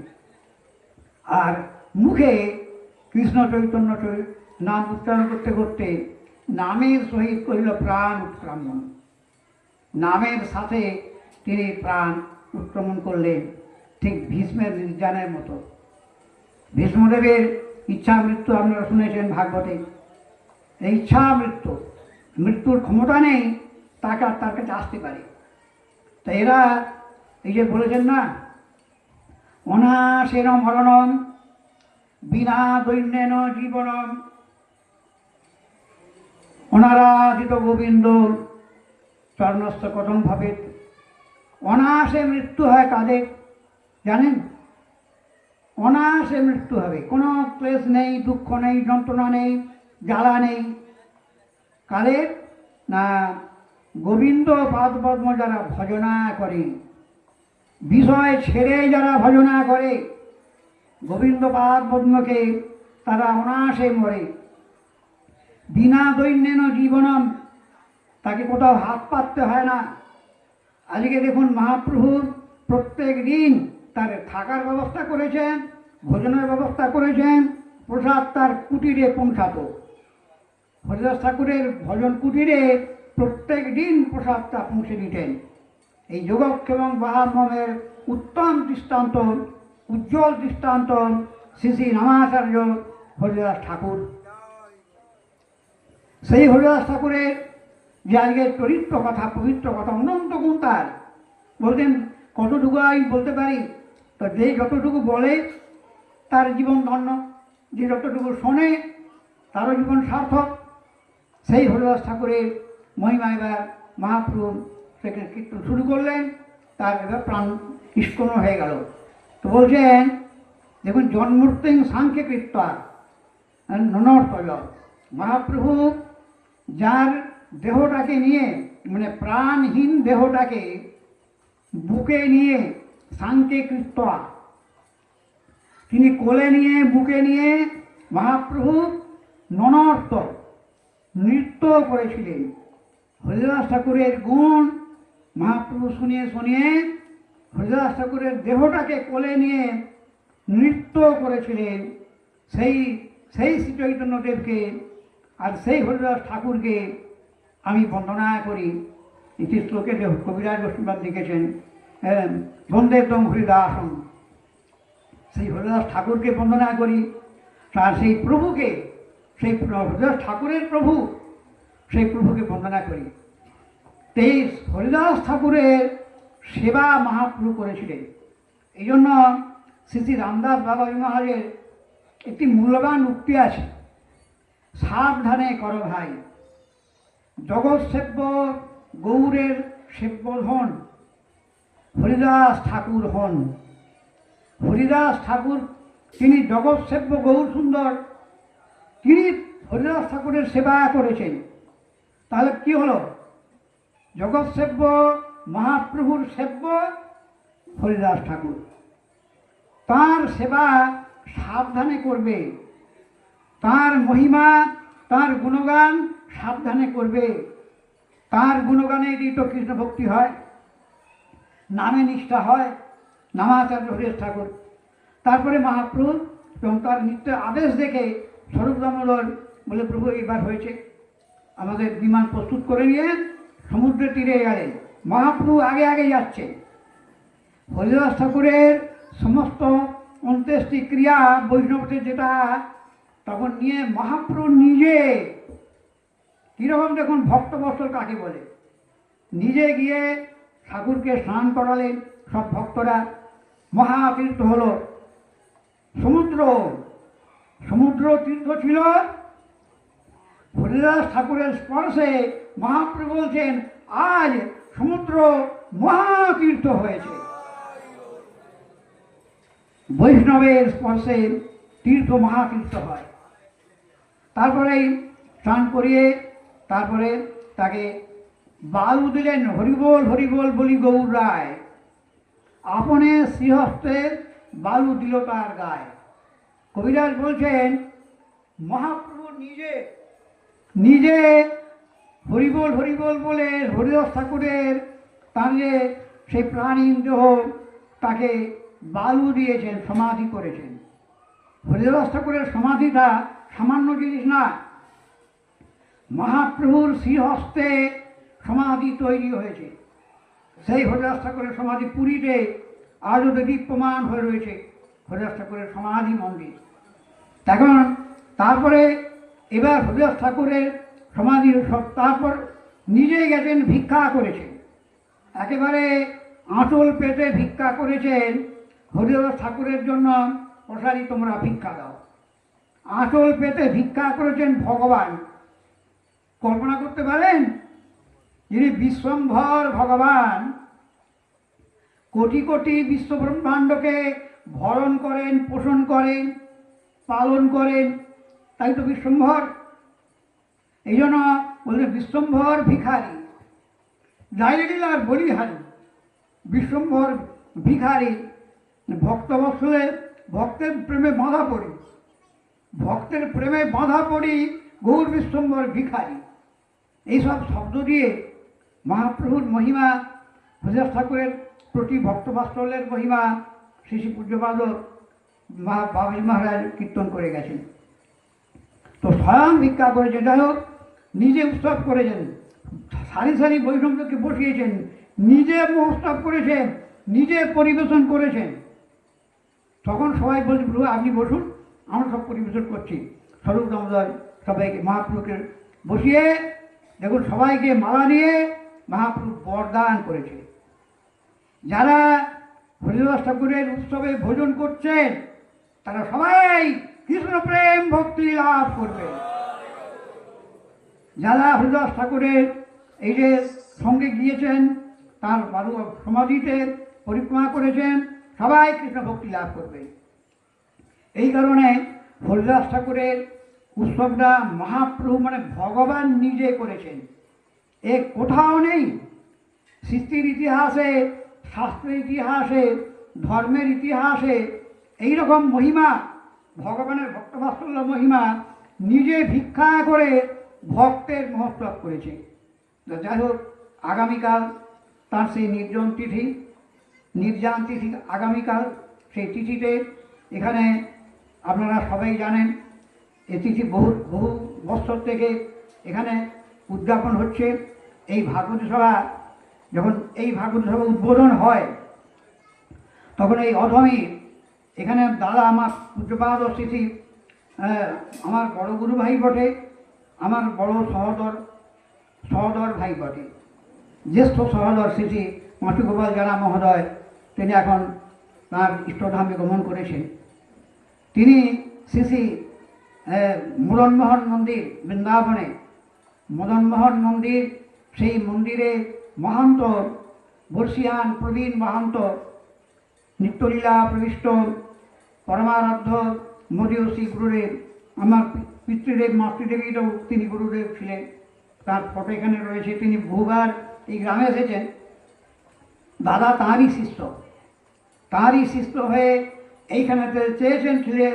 তিনি চেয়েছিলেন যে উদ্বুদ্ধ হবে, যে সম্প্রদায় হোক না কেন, যে নামই করুক না কেন, তিনি যেন ঈশ্বর চেতনা লাভ করে, ভগবত উন্মুখী লাভ করে জীবন ধন্য করে, নিঃস্বার্থ। আজকের দিনেতে নিঃস্বার্থ এমন ব্যক্তি আমি আর চোখে পড়ে না। বহু জায়গায় আমি গেছি, ভাগবত আমাকে নিয়ে গেছে, আসামে গেছি 3-4 বার, ঝাড়খণ্ডে গেছি ভাগবত পাঠ করতে, হাইলাকান্দি কোথায় সেই অরুণাচলের পাশে, সেখানেও গেছি। কিন্তু দাদা তার যে মহত্ব, এই শ্রী বৈষ্ণবচন্দ্র দাস বাবাজি মহারাজ 1380 সালে এই প্রতিষ্ঠান খসড়া তৈরি করেছিলেন। আমি তো বৃন্দাবনে 1378 সালে আমি বৃন্দাবনে গেছি, 1378 বঙ্গাব্দে। তারপরে 4 বছর তো আমি আসিনি, তারপরে এসেছি। তা ভাগবত এই সভাটা নাম দিয়েছিলেন শ্রী বৈষ্ণবচন্দ্র দাস বাবাজি মহারাজ। কী উদ্দেশ্যে, তার যে আকাঙ্ক্ষা ছিল, আমি এই 2 কথা বলছি আর কি। এইরকম মহতী আকাঙ্ক্ষা, মহাপুরুষদের আকাঙ্ক্ষা ছাড়া কি আর হয়? তিনি চেয়েছিলেন যে এখন গ্রামের লোকেরা ভগবান সম্বন্ধে কোনো একটা বোধ নেই, এখানে যদি একটা ভাগবতী সভা, দেখুন সমস্ত জায়গাতে অনেক প্রতিষ্ঠান আছে, কলকাতার বিভিন্ন স্থানে, সেখানে নাম আছে হরিসভা। প্রত্যেক জায়গায় অনেক হরিসভা আছে কলকাতায়, কিন্তু এইখানে এই যে ভাগবতী সভা নাম দিয়েছে কেন না, ভাগবত কথা, ভাগবত পাঠ না শুনলে কোনো মানুষেরই চেতনা হবে না, বোধ হবে না, নামও করতে পারবে না, আর সে ভক্তিও করতে পারবে না। উনি নিজেও যতদিন এই গ্রামে এসেছিলেন, আমি ওনাকে দেখেছিলাম। আমি যখন যে বছর আমি বৃন্দাবন যাই, বৈশাখ মাসে প্রথম 1378 বঙ্গাব্দের প্রথম বৈশাখ মাসে যুগল মাইতি তার বাড়িতে প্রত্যেক বছর মহাসমারোহে নামযজ্ঞ হতো। 2 দিন নামযজ্ঞ হতো, তার আগে অধিবাস, তারপরে মহোৎসব, 4 দিন উৎসব হতো প্রতি বছর মহাসমারোহে। এই গ্রামেতে অত বড় নামযজ্ঞ কখন হয়নি। সেই বছর উনি প্রথম আসেন 1378 বঙ্গাব্দে। আমি সেই বছরই আমি এখান থেকে চৈত্র মাসে আমি বৃন্দাবনে গেছি। সেই বছরই অনেকে প্রথম দীক্ষা নিয়েছিলেন শ্রী মাধবানন্দ, আমাদের কিশোরীদা বাবা মানে বর্দা বলিয়ারে প্রথম দীক্ষা নিয়েছিলেন। 3 দিন পাঠ করছিলেন দালানে। সেই থেকে উনি প্রতি বছর আসতেন। দাদা ছিলেন তার উদ্যোক্তা। তিনি দাদাকে এত স্নেহ করতেন, দেখুন দাদার বাড়িতে দীক্ষা দিতেন। দাদা তো বৃন্দাবনের শিষ্য। আজকে আপনারা বলছেন উনি তো আমাদের গণ্য নয়, তো দাদা কোথাকার ছিলেন? তো হরিদাস ঠাকুরের উৎসবে তো আমি 2 কথা বলতে, এই জন্য দাদার যে অবদান ছিল, এই প্রতিষ্ঠানের উদ্দেশ্য কি, নিত্য ভাগবত কথা হবে, নিত্য ভাগবত কথা হবে, নিত্য হরিনাম হবে, গ্রামের লোকেরা এখানে এসে প্রাণ জুড়োবে। সারাদিন তো সংসার জ্বালা সবাই জ্বলছে দিনের বেলা, তো সন্ধেবেলা এসে প্রত্যেক দিন হরি কথা হবে এবং হরি নাম হবে, এই সিদ্ধান্ত নিয়েই একটা কমিটি করেছিলেন, উনিই করে গেছিলেন। সেই জন্য এখন যে বর্তমান ব্যাপারটা, উদ্দেশ্যটা কি, সেই উদ্দেশ্যটা যাতে ওনার উদ্দেশ্য, গুরুদেবের উদ্দেশ্যকে কার্যে রূপায়ণ করা হচ্ছে শিষ্যের ধর্ম, শিষ্যদের কর্তব্য, যে গুরুদেবের যে আকাঙ্ক্ষা তাকে পূরণ করা, এটা বড় সেবা। তার চরণে ফুল দিয়ে তাকে একটুখানি ভোগ লাগিয়ে দিয়ে এটা সেবা না, ওটা সাধারণ সেবা। বিশেষ সেবা হচ্ছে তাদের যে আকাঙ্ক্ষা, উদ্দেশ্যকে তাকে বাস্তবে রূপদান করা, এটা হচ্ছে প্রকৃত সেবা, গুরু সেবা, ভগবানের আজ্ঞা, ভগবানের সেবা, এইভাবে সেবা বলে। আজ্ঞা পালন তাঁরই চেষ্টায় কয়েকখানা গ্রামে ভাগোৎসব হয়েছে। তো যাই হোক, আমি সবাইকে অনুরোধ করছি যাতে ওনার উদ্দেশ্যটা একজন সাধুর উদ্দেশ্য, এবং আমার দাদা ছিলেন নিঃস্বার্থ একজন মহান ভক্ত, তাদের যে উদ্দেশ্য, তাদের প্রচেষ্টা, শেষ জীবনটা দাদা এই আশ্রমেই দিয়েছেন, সবাই জানে, এটা কারো অজানা নেই। উনি আজকে বোধহয় 15-16 বছর হলো তিনি আকস্মিকভাবে প্রাণ দেহ রেখেছেন, আকস্মিকভাবে চলে গেছেন। তাদের এই নির্মিত প্রতিষ্ঠানটাকে আপনারা, এই আমি প্রার্থনা করি যে আপনারা যেন তাকে নিঃশেষ করে দেবেন না। যে উদ্দেশ্য নিয়ে দেখুন একটা প্রতিষ্ঠান বিল্ডিং তৈরিটা, সেটা উদ্দেশ্য না, এটা তো বিল্ডিং হয়েছে অনেক পরে। আমি তো দাদা আমাকে নিয়ে এসছেন, আমি জানলাম কী করে। এই উদ্বোধন যখন প্রথম প্রতিষ্ঠান তৈরি হয়, উদ্বোধন হয়, তখন দাদা আমাকে এনেছিলেন। বৃন্দাবন থেকে এসেছি, ভাগবত সপ্তাহ হয়েছে, দাদার কি উল্লাস, একবারে সে জেনারেটর ফিট করে দিয়ে মহাসমারোহে ভাগবত সপ্তাহ হয়েছিল। কিন্তু পরবর্তীকালে কি দুঃখের কথা, সেসব উঠিয়ে দেওয়ার ব্যবস্থা হয়েছিল। যাই হোক, আমি চাইছি সেটা যেন পুনঃস্থাপিত হয়, যে আমাদের যে মহাজনদের আকাঙ্ক্ষা, শ্রী পূজ্যপাদ বৈষ্ণবচন্দ্র দাস বাবাজি মহারাজের যে মহতী আকাঙ্ক্ষা, সেটাকে পূরণ করার জন্যই তো তাদের সেবা, সেটা আপনারা চেষ্টা করবেন। এই সকলের চরণে আমি এই প্রার্থনা জানিয়ে আজ হরিদাস ঠাকুরের নির্যান মহোৎসবে তাঁর চরণে কোটি কোটি প্রণাম জানিয়ে, আর সব ভক্তদের চরণে প্রণাম জানিয়ে আজকে কথা বিশ্রাম জানাচ্ছি। জয় শ্রী রাধে, হৃদয়ুর হরিবল, জয় জয় শ্রী রাধে।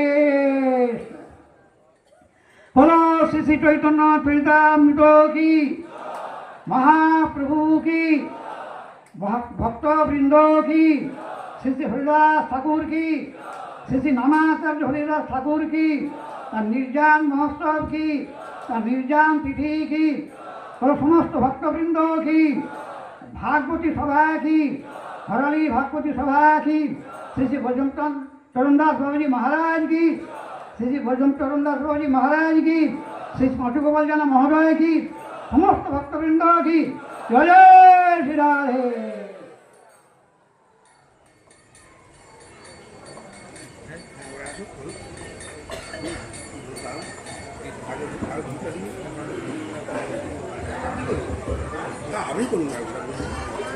কিছু বলতে হবে নাকি রম্য, কিছু বলতে হবে নাকি?